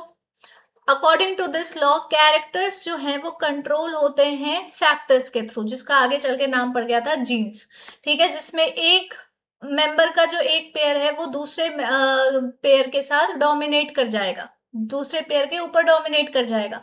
सिंपल सा लॉ है, डोमिनेंस वाला लॉ, ठीक है। फिर आता है टेस्ट क्रॉस, जब F2 प्रोजेनी और उसके होमोजाइगस रिसेसिव पेरेंट के बीच में क्रॉस होती है। ये क्रॉस डिटरमाइन करता है कि क्या वो dominant character homozygous dominant genotype से आ रहा है या हेट्रोजाइगस जीनोटाइप से आ रहा है, तो ये उससे हमें टेस्ट क्रॉस से पता चल जाएगा। टेस्ट क्रॉस इज बेसिकली एक हाइब्रिड बच्चे का रिसेसिव पेरेंट के साथ क्रॉस करना है सिर्फ, ठीक है। यहां से तुम्हारा MCQ नंबर 32 आ जाता है, टेस्ट क्रॉस के ऊपर आते हैं क्वेश्चंस बच्चों, ठीक है। Now when capital T cross होंगे स्मॉल टी के साथ, तो हम हाइब्रिड निकालेंगे, हाइब्रिड बच्चा होगा। फिर हाइब्रिड बच्चे का अगर रिसेसिव के साथ हम क्रॉस कराएंगे तो हमें ऑब्टेन होगा एक हाइब्रिड टॉल और डॉर्फ इक्वल नंबर में। तो ये सारी चीजें हैं तुम्हारी टेस्ट क्रॉस की। लॉ ऑफ सेग्रीगेशन ये कहलाता है कि अलील, जो दो अलील है एक पेयर में, वो सेग्रीगेट या सेपरेट होते हैं गैमीट फॉर्मेशन के टाइम इस तरीके से कि एक गैमीट 2 फैक्टर में से एक फैक्टर ही कंटेन करेगा। होमोजाइगस पेरेंट के केस में जो गैमीट्स होते हैं दोनों सिमिलर होते हैं, हेट्रोजाइगस पेरेंट में 2 अलग अलग तरह के गैमीट होते हैं इक्वल प्रोपोर्शन में, ठीक है। इनकम्प्लीट डोमिनेंस वही स्नैपड्रैगन फ्लावर वाला है, रेड फ्लावर और व्हाइट फ्लावर को क्रॉस कर दिया, पिंक फ्लावर निकल गया, इसका मतलब है कि वो कंप्लीटली डोमिनेटिंग नहीं है। ये इनकम्प्लीट डोमिनेंस मेंडल सर समझा नहीं पाए थे। हमेशा याद रखना इसका फिनोटिपिक रेशियो 1:2:1 होगा, जीनोटिपिक रेशियो भी 1:2:1 होगा। सो इनकम्प्लीट डोमिनेंस में phenotype is always equal to genotype, मतलब phenotypic ratio is always equal to genotypic ratio. Dominance का कॉन्सेप्ट क्या है? एक डिप्लॉयड ऑर्गेनिज्म है, जीन के 2 कॉपीज प्रोड्यूस करेगा, जरूरी नहीं कि दोनों आइडेंटिकल हो, थोड़े बहुत अंतर उसमें हो सकते हैं। मान लो एक नॉर्मल जीन है जो कि प्रोड्यूस कर रहा है प्रोडक्ट पी, ठीक है। अब जो ऑल्टर्ड वर्जन है उसका, वो एक फंक्शनल पी या बिना कोई पी, बिना वो प्रोडक्ट बनाए, या हो सकता है कि एक नॉन फंक्शनल पी प्रोड्यूस कर सके अगर उसमें कोई अल्टरनेशन आ गई। बेसिकली ऐसे समझो सिंपल शब्दों में कि मान लेते हैं कोई एंजाइम कोड करने वाली जीन है, कोई एंजाइम कोड करने वाली जीन है। अब उसके 2 फैक्टर्स होंगे, अगर उसमें थोड़ा बहुत भी चेंज आ गया तो 3 चीजें हो सकती है, या तो वो एंजाइम प्रोड्यूस करे पर उतना इफेक्टिव ना करे, या तो वो एंजाइम प्रोड्यूस करे और वो उसका कोई काम ही ना हो, वो नॉन फंक्शनल हो, और तीसरा हो सकता है कि वो किसी भी तरह का एंजाइम प्रोड्यूस नहीं कर पा रहा है। तो ये 3 चीजें हो सकती है। फिर आते हैं कोडोमिनेंस में। तो कोडोमिनेंस का जो कॉन्सेप्ट है वो ये है कि कभी कभी ऐसा हो सकता है कि दो अलील दो अलील जो है एक दूसरे के साथ कोडोमिनेटिंग है, दोनों एक्सप्रेस होंगे। अब जैसा कि आपको ब्लड ग्रुप वाले केस में दिखता है, A B O blood group में दिखता है, आई ए और आई बी दोनों दोनों एक दूसरे के साथ कोडोमिनेटिंग है, जिसके वजह से कुछ लोगों का ब्लड ग्रुप ए बी भी होता है।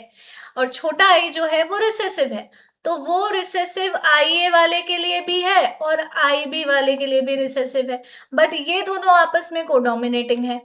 ठीक है, तो ये वाला चार्ट आप लोगों ने देख ही लिया होगा अभी तक। तो 2 जीन डाइहाइब्रिड क्रॉस अब हम लोग देख रहे हैं, जिसमें 2 कैरेक्टर यूज करते हैं, जैसे सीड कलर भी देख लिया, सीड शेप भी देख लिया। अब सीधा सीधा हम लोग आते हैं रेशियोज पर, जहां से क्वेश्चन पूछा जाएगा तुम्हारा। तो क्वेश्चन तुम्हारा पूछा जाएगा एमसीक्यू नंबर 32 होना चाहिए, क्या होना चाहिए? 32 तो हो चुका है, 33 होना चाहिए। ठीक है, 33 एमसीक्यू नंबर 33 यहां से आ गई है। फिनोटिपिक रेशियो 9:3:3:1, राउंड येलो होंगे 9, राउंड ग्रीन होंगे 3, रिंकल्ड येलो होंगे 3 और रिंकल्ड ग्रीन होंगे 1। ठीक है, इंडिपेंडेंट असॉर्टमेंट डाइहाइब्रिड क्रॉस के बेसिस पर ही दिया गया था, जिसका मतलब था कि जब हम 2 पेयर ऑफ ट्रेट को कंबाइन करते हैं हाइब्रिड में, तो 1 pair of character independently segregate करता है from the other pair of character. ठीक है, जैसे कि राउंड येलो को रिंकल्ड ग्रीन सीड के साथ वो पेयरिंग की गई, मतलब क्रॉस किया गया, तो 4 अलग तरह के गैमीट बनेंगे, और चारों अलग अलग तरह के जो गैमीट हैं वो इंडिपेंडेंटली सेग्रीगेट करेंगे, सबकी frequency 25% of the total gamete ही होगी। ठीक है, उसके बाद मेंडल का जो काम है दोबारा से रीडिस्कवर हुआ था, कैसे? उस टाइम पर कम्युनिकेशन अच्छी नहीं थी, ठीक है, फैक्टर्स का जो कॉन्सेप्ट था लोग उसे एक्सेप्ट नहीं कर पा रहे थे, उनका जो मैथमेटिकल अप्रोच था वो भी एक्सेप्टेबल नहीं था। बट फिर 1990 में ह्यूगो डिविरिस, कॉरिंसन, वॉन शमाक ने फिर से उस पर काम करना शुरू किया, मेंडल के काम पर काम करना शुरू किया, और तब जाके शुरुआत हुई क्रोमोसोमल थ्योरी ऑफ इनहेरिटेंस की। एमसीक्यू नंबर हो गया 34 यहाँ पे सटन एंड बोवरी ने डिस्कवर किया कि क्रोमोसोम का जो बिहेवियर है वो जीन्स के बिहेवियर के पैरेलल है। आप ऐसे समझो कि आपको अगर दिल्ली से मुंबई जाना है तो आप कैसे जाओगे? मोस्ट प्रोबेबली फ्लाइट से जाओगे या किसी भी गाड़ी से जाओगे, है ना? आप फ्लाइट पे बैठे और आप मुंबई पहुंच गए, तो क्या फ्लाइट वहीं रह गई, दिल्ली ही रह गई? नहीं ना, दिल्ली भी, फ्लाइट भी तो दिल्ली से मुंबई, एरोप्लेन भी तो दिल्ली से मुंबई गया। जैसे आप दिल्ली से मुंबई गए एरोप्लेन में बैठ के, तो एरोप्लेन भी तो दिल्ली से मुंबई गया, यानी दोनों एक ही बिहेवियर शो कर रहे हैं। इसीलिए बोला गया था कि chromosomes are the vehicles of heredity. Genes जो है वो तो है ही, जीन्स ही तो क्रोमोसोम में लोकेटेड है। क्रोमोसोम जो है वो पेयर में अकर करता है और वो लोकेटेड होते हैं homologous site of homologous chromosome पर। यानी अगर जीन का कोई भी क्या कहते हैं एक्टिविटी होगा, तो सेम एक्टिविटी क्रोमोसोम का भी होगा। ठीक है, फिर आ जाता है लिंकेज और रिकॉम्बिनेशन। लिंकेज और रिकॉम्बिनेशन पर फिर से क्वेश्चंस पूछे जाते हैं। क्वेश्चन नंबर एमसीक्यू नंबर 35 यहाँ पर मैं मार्क कर दे रही हूँ। कहाँ से क्वेश्चन आएगा? ड्रोसोफिला मेलानोगास्टर को क्यों यूज किया गया था इस मतलब इसको ड्राई हाइब्रिड क्रॉस को स्टडी करने के लिए, ये पूछा जा सकता है। तो ये सारे इसके पॉइंट्स है, एक बार पढ़ लेना, स्क्रीनशॉट ले लो। ठीक है, स्क्रीनशॉट ले लो, रुक गई हूं मैं। उसके बाद आ जाता है मॉर्गन का एक्सपेरिमेंट की डाइहाइब्रिड क्रॉस को जब उन्होंने फ्रूट फ्लाइज यानी ड्रोसोफिला पे कैरी आउट किया, तो yellow bodied white eyed female को brown bodied red eyed male के साथ क्रॉस करने के बाद F1 प्रोजेनी बनी, फिर इंटर क्रॉसिंग हुआ, फिर F2 प्रोजेनी बनी। F2 प्रोजेनी को ऑब्जर्व किया गया और वो 9:3:3:1 वाले रेशियो से डेविएट कर रहा था। ठीक है, तो एक्सप्लेनेशन जब दी गई तो एक्सप्लेनेशन ये थी कि जीन्स जो है वो एक्स क्रोमोसोम में लोकेटेड होते हैं। दो जीन्स अगर सेम क्रोमोसोम में लोकेटेड हो तो पेरेंटल जीन कॉम्बिनेशन ज्यादा होती है than that of non parental combination. Linkage का मतलब होता है कि एक क्रोमोसोम में जो जीन्स है वो आपस में कितनी ज्यादा जुड़ी हुई है, फिजिकली क्लोज है। रिकॉम्बिनेशन होते हैं, नॉन पेरेंटल जीन कॉम्बिनेशन को बोला जाता है। तो रिकॉम्बिनेशन में दो तरह के आ जाएंगे। लो रिकॉम्बिनेशन जब जीन क्रोमोसोम में टाइटली लिंक्ड हो, और हाई रिकॉम्बिनेशन जब एक ही क्रोमोसोम में जीन्स लूजली लिंक्ड हो। ठीक है, देन एल्फ्रेड स्टुवर्ट ने यूटिलाइज किया इस नॉलेज को, और फिर physical distance between two genes को मेजर किया उन्होंने। इसी का नाम जेनेटिक मैप रखा ताकि वो ह्यूमन जीनोम प्रोजेक्ट में भी आगे काम आ सके। सेक्स डिटर्मिनेशन पे हम आ जाते हैं बच्चों। ह्यूमंस का आप सारे बच्चों को पता है, जो मेल होता है दो तरह के एलोसोम्स यानी कि सेक्स क्रोमोसोम पाए जाते हैं, एक्स और वाई। स्पर्मेटोजेनेसिस करते हो तो एक टाइम पर एक गैमीट में या तो एक्स आएगा या तो वाई आएगा, लेकिन जो फीमेल होती है वो फीमेल एक ही तरह के गैमीट प्रोड्यूस करती है, दैट इज एक्स। ठीक है, तो यहाँ पर फीमेल होमोगैमिटी और मेल हेट्रोगैमिटी देखने को मिलता है। अगर ये एक्स इस एक्स के साथ फ्यूज कर जाए तो बेटी हो जाती है पैदा, ये एक्स वाई के साथ फ्यूज हो जाए तो बेटा हो जाता है। ये हो गया तुम्हारा क्या कहते हैं ह्यूमंस का। एक्सो टाइप का सेक्स डिटर्मिनेशन हम लोगों को ज्यादातर इंसेक्ट्स में देखने को मिलता है। यहाँ पर एमसीक्यू 35 हो चुका था, 36 करेंगे। इंसेक्ट के सेक्स डिटर्मिनेशन पर बहुत बार क्वेश्चन पूछे गए हैं, स्पेशली हनी बी पर। तो स्पर्म्स में एक्स क्रोमोसोम होते हैं और कुछ स्पर्म्स में होते ही नहीं है। एग जो है अगर एक्स क्रोमोसोम वाले स्पर्म के साथ फ्यूज करेगी तो फीमेल होगी, फीमेल के पास 2x क्रोमोसोम हो जाएगा। एग अगर उस स्पर्म के साथ फ्यूज करेगी जिसमें कोई एक्स क्रोमोसोम नहीं है तो मेल हो जाएगा, यानी एक मेल के पास सिर्फ एक ही एक्स क्रोमोसोम हो सकता है। एग्जाम्पल है इनके इंसेक्ट, जिसमें ग्रास हॉपर आ जाएगा, है ना, हनी भी आ जाएगी, ड्रोसोफिला आ जाएगा। ड्रोसोफिला तो नहीं, क्योंकि Drosophila is showing your X Y type का सेक्स डिटर्मिनेशन। एक्स वाई वाला कैसा है ये आपको सबको अच्छे से पता है।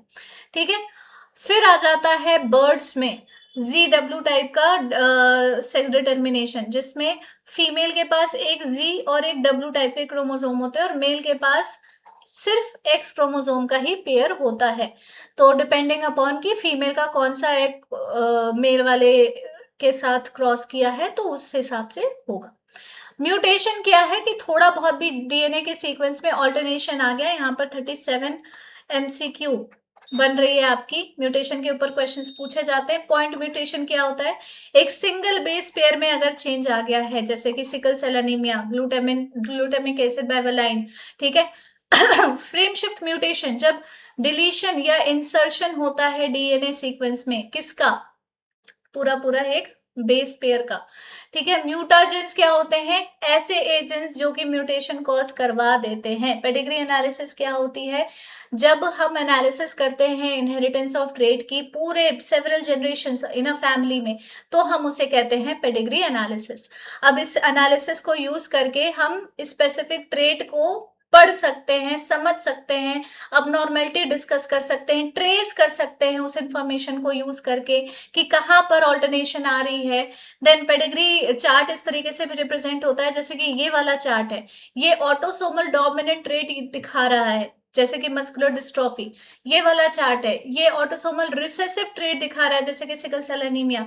डोमिनेटिंग ट्रेट है तो भैया जहां जहां जिस जिस बच्चे में वो जीन जाएगी उसके बच्चे में भी जाएगी, ठीक है। और रिसेसिव वाले में होता है कि जब तक दोनों पेरेंट से रिसेसिव रिसेसिव नहीं आया है एलील तब तक बच्चे में वो दिखेगा नहीं, ठीक है, एक्सप्रेस नहीं होगा मेरा मतलब है। फिर आ जाते हैं मेंडेलियन डिसऑर्डर में। जेनेटिक डिसऑर्डर में दो तरह के डिसऑर्डर होते हैं, मेंडेलियन डिसऑर्डर होता है, क्रोमोसोमल डिसऑर्डर होता है। मेंडेलियन डिसऑर्डर होता है सिंगल जीन में म्यूटेशन आने की वजह से, जीन में म्यूटेशन आने की वजह से, क्रोमोसोम नहीं जीन में, ठीक है। ये और मतलब डीप वाली मॉलिक्यूलर लेवल पर आ गई बात। मेंडेलियन डिसऑर्डर ऑटोसोमल डोमिनेंट हो सकता है, ऑटोसोमल रिसेसिव हो सकता है, सेक्स लिंक्ड रिसेसिव भी हो सकता है, जैसे कि हीमोफीलिया है तो ये सेक्स लिंक्ड रिसेसिव डिजीज है। अच्छा, यहां से तुम्हारे एमसीक्यूज भर भर के मतलब भर भर के ही आते हैं, ठीक है। एमसीक्यू तुम्हारा हेमोफीलिया पर अगर आ जाए तो कैसे, क्या होना चाहिए, अनअफेक्टेड फीमेल कैरियर से मेल प्रोजेनी में ट्रांसमिशन इसका होता है, हमेशा याद रखना। फीमेल कैरियर होती है डिजीज की, लेकिन वो रेयरली सफर करती है, क्योंकि अगर एक फीमेल को हीमोफिलिक होना होगा तो उसे दोनों पेरेंट से वो एलील चाहिए, और दोनों पेरेंट से एलील चाहने का मतलब है कि मदर उसकी कैरियर होनी चाहिए और फादर हेमोफिलिक होने चाहिए, जो कि बहुत रेयर केस में होता है, क्योंकि जो भी हेमोफिलिक है वो अपनी पूरी जिंदगी जी ही नहीं पाता, कभी ना कभी वो मर ही जाता है, मतलब आधी जिंदगी जीते हुए ही मर जाता है। तो ऐसा बहुत रेयरली होता है कि एक फीमेल पूरी तरीके से हेमोफिलिक हो। इस डिजीज में जो प्रोटीन इन्वॉल्व होते हैं ना ब्लड क्लॉटिंग के लिए, वो इफेक्ट हो जाते हैं, जिसकी वजह से अनकंट्रोल ब्लीडिंग हो जाती है जब तक इंसान एकदम खत्म ना हो जाए, मतलब रोका जाता है लेकिन अनकंट्रोलेबल ब्लीडिंग होती है, जिसकी वजह से बहुत ज्यादा ब्लड लॉस होता है। यही रीजन है कि जिसको भी हेमोफीलिया है वो बहुत ज्यादा दिन तक सरवाइव ही नहीं कर पाएगा, तो कैसे फिर उसका बच्चा होगा, फिर उसकी शादी एक कैरियर फीमेल के साथ हो, फिर जाके उसकी बच्ची हो, तब वो बच्ची वो बने, तो बहुत मुश्किल है। सिकल सेल एनीमिया जो है अगेन वो ऑटोसोमल रिसेसिव डिजीज है, यानी सेक्स लिंक से इसका कोई मतलब नहीं है, ऑटोसोमल रिसेसिव डिजीज है। ये ऑटोसोम्स में, यानी कि जो तुम्हारे बाकी के बचे हुए 22 पेयर ऑफ क्रोमोसोम्स है उसमें किसी जगह पर इसकी जीन प्रेजेंट होगी। पेरेंट से ऑफस्प्रिंग में ट्रांसमिशन तब होगा जब पेरेंट, दोनों ही पेरेंट डिजीज के कैरियर होंगे। सिकल सेल एनीमिया इसका वो हो गया एग्जाम्पल। एच बी एस जो है वो कंट्रोल करता है एक्सप्रेशन, एच बी ए दोनों पेरेंट से आ गया, बच्चा नॉर्मल। एच बी ए एक पेरेंट से, एच बी एस एक पेरेंट जो है कैरियर हो गई तो बच्चा भी, एक पेरेंट अगर सिकल सेल एनीमिक है तो बच्चा कैरियर। और दोनों पेरेंट अनेमिक हैं या दोनों के पास अगर एक एक जीन प्रेजेंट है, एक एक एलील प्रेजेंट है सिकल सेल एनीमिया की, तो बच्चा जो है वो डिजीज हो जाएगा। कॉज क्या है इसका डिजीज का, रिप्लेसमेंट हो जाती है ग्लूटामिक एसिड की वेलाइन से, जीएजी बाई जीयूजी, सब्सटीट्यूशन हो जाता है sixth position of beta globin chain of haemoglobin का। अब इस म्यूटेशन की वजह से लो ऑक्सीजन टेंशन होती है, ठीक है। आरबीसी का जो शेप है वो सिकल जैसा, हंसी के जैसा हो जाता है। फिर आते हैं फिनाइल कीटोन्यूरिया पे, अगेन ये ऑटोसोमल रिसेसिव डिजीज ही है। फिनाइल एलानाइन जो है वो टायरोसिन में कन्वर्ट हो जाता है, जो एंजाइम रिस्पॉन्सिबल है, ठीक है, इस कन्वर्जन के लिए, वो एंजाइम म्यूटेट हो जाती है। फिनाइलएलानाइन हाइड्रोक्सिलेज एंजाइम होती है, वो म्यूटेट हो जाती है, जिसकी वजह से फिनाइलएलानाइन नाम का अमाइनो एसिड जमा हो जाता है बॉडी में और इससे फिनाइल पायरुविक एसिड बनेगा, फिर वो अक्यूमुलेट करेगा ब्रेन में, मेंटल रिटार्डेशन हो जाएगी। फिनाइल पायरुविक एसिड जो है वो यूरिन के थ्रू भी एक्सक्रीट होने लगता है, क्योंकि किडनी उसे अब्जॉर्ब ही नहीं कर सकती, पुअर अब्जॉर्प्शन है। अब हम आ जाते हैं क्रोमोसोमल डिसऑर्डर पे। बच्चों आपको पता होना चाहिए ह्यूमंस में 46 क्रोमोसोम्स पाए जाते हैं, यानी 23 पेयर्स ऑफ क्रोमोसोम्स होते हैं। अगेन मैंने तो मार्क ही नहीं किया भाई, रुको। 38, इस वाले से 39th एमसीक्यू पूछा जा सकता है, ठीक है, इससे एमसीक्यू नंबर 40 पूछा जा सकता है। अब यहाँ पर आ जाते हैं हम लोग। मोनोसोमी का मतलब होता है एक पेयर ऑफ क्रोमोसोम लैक कर जाना, ट्राइसोमी का मतलब है एडिशनल कॉपी ऑफ क्रोमोसोम हो जाना, एक एक कॉपी जो है क्रोमोसोम की ऐड हो गई। एन्यूप्लॉइडी का मतलब है लॉस या gain of chromosome due to failure of segregation. Aneuploidy और पॉलीप्लॉइडी में अगर डिफरेंस पता करना है, अगेन इसी चैनल पर बच्चों शॉर्ट्स मैंने अपलोड कर रखे हैं एन्यूप्लॉइडी और पॉलीप्लॉइडी के ऊपर, बेहतरीन शॉर्ट है, बेहतरीन शॉर्ट है, आपको मजा आ जाएगा, लिटरल वे में मैं कह रही हूँ, मजा आ जाएगा, समझ में आ जाएगा पूरा पूरा कॉन्सेप्ट। क्रोमोसोमल डिसऑर्डर अगर होगा तो टोटल 23 पेयर ऑफ क्रोमोसोम्स में 22 पेयर ऑटोसोम्स के और एक पेयर सेक्स क्रोमोसोम का है। मोनोसोमी यानी एक पेयर ऑफ क्रोमोसोम लैक कर रहा है। Trisomy additional copy of chromosome. Aneuploidy loss या गेन हो गई क्रोमोसोम की। डाउन सिंड्रोम जिसमें 21st क्रोमोसोम में एक कॉपी एडिशनल हो जाती है, एक एक्स्ट्रा क्रोमोसोम ऐड हो गया। अब इससे होगा क्या, वो इंसान शॉर्ट स्टेचर का होगा, छोटा गोल सिर होगा, टंग जो है उसमें फरो आ जाएगी इस तरीके से, माउथ ओपन होगा, पाम में क्रीजेस देखने को मिलेंगे, कंजेनाइटल हार्ट डिजीज होगी, मेंटल रिटार्डेशन तो होना ही होना है। क्लाइनफिल्टर सिंड्रोम एक ऐसा सिंड्रोम जिसमें एक एक्स क्रोमोसोम एक्स्ट्रा हो जाता है, ठीक है, 47 क्रोमोसोम। तो जो अफेक्टेड इंडिविजुअल है उसमें मैस्कुलिन डेवलपमेंट तो है, वो मेल है क्योंकि वो एक्स वाई था बट उसमें एक एडिशनल एक्स क्रोमोसोम आ गया तो फेमिनाइन सारे कैरेक्टरिस्टिक्स उसमें देखने को मिलेंगे। गायनेकोमेस्टिया हो जाएगा, इंडिविजुअल स्टेराइल हो जाएगा, वो बच्चा पैदा खुद का कर ही नहीं सकता। फिर आ जाता है टर्नर सिंड्रोम। अच्छा, यहाँ पर एमसीक्यू नंबर 41, ठीक है, और यहाँ पे एमसीक्यू नंबर 42, जहां जहां से एमसीक्यू पूछे जा सकते हैं वहां वहां का मैं मार्क कर रही हूं। क्लाइनफिल्टर हो गया। लास्ट टर्नर सिंड्रोम जिन फीमेल्स में एक ही एक्स क्रोमोसोम है और एक गायब हो गया, यानी टोटल 45 क्रोमोसोम्स, तो उनका ऐसा होता है एक्स ओ हो गया, ओ यानी कि एब्सेंस है दूसरे वाले एक्स क्रोमोसोम का। ऐसी फीमेल स्टेराइल होंगी। रूडिमेंट्री ओवरीज यानी छोटी सी ओवरीज होंगी, ज्यादा फंक्शन नहीं होंगी, सेकेंडरी सेक्सुअल कैरेक्टर्स भी उसमें एब्सेंट होंगे। तो यहाँ पर कुल मिलाकर टोटल हमने एमसीक्यू 44 तक डिस्कस कर लिया है बच्चों, 1.5 घंटे के अंदर 90 क्वेश्चंस बच्चों। Remember remember what I am saying, almost 90 questions हम लोग 90 मिनट्स के अंदर हम लोगों ने पूरी पूरी जेनेटिक्स की स्टडी कर ली है। पूरी पूरी जेनेटिक्स को हम लोगों ने खंगाल दिया है एक तरह से। एंड इसी के साथ बच्चों, अगर आपको लग रहा है कि ये 90 मिनट्स आपके वर्थ हो गए हैं, पूरा पूरा जेनेटिक्स रिवाइज हो गया है, तो प्लीज सेशन को लाइक कर देना, सब्सक्राइब कर देना अगर आप नए बच्चे हो तो, क्योंकि हर एक बच्चे का सब्सक्राइब, हर एक बच्चे का लाइक मेरे लिए बहुत ज्यादा इंपॉर्टेंट है। मिलते हैं हम लोग अगली वीडियो में। ज्यादा टाइम वेस्ट नहीं करूंगी, बस यही कहूंगी कि अच्छे तरीके से पढ़ाई करो, खूब मेहनत करो और इस बार री नीट को फोड़ देना। थैंक यू सो मच, मिलते हैं अगले सेशन में। Take care, thank you so much and bye bye.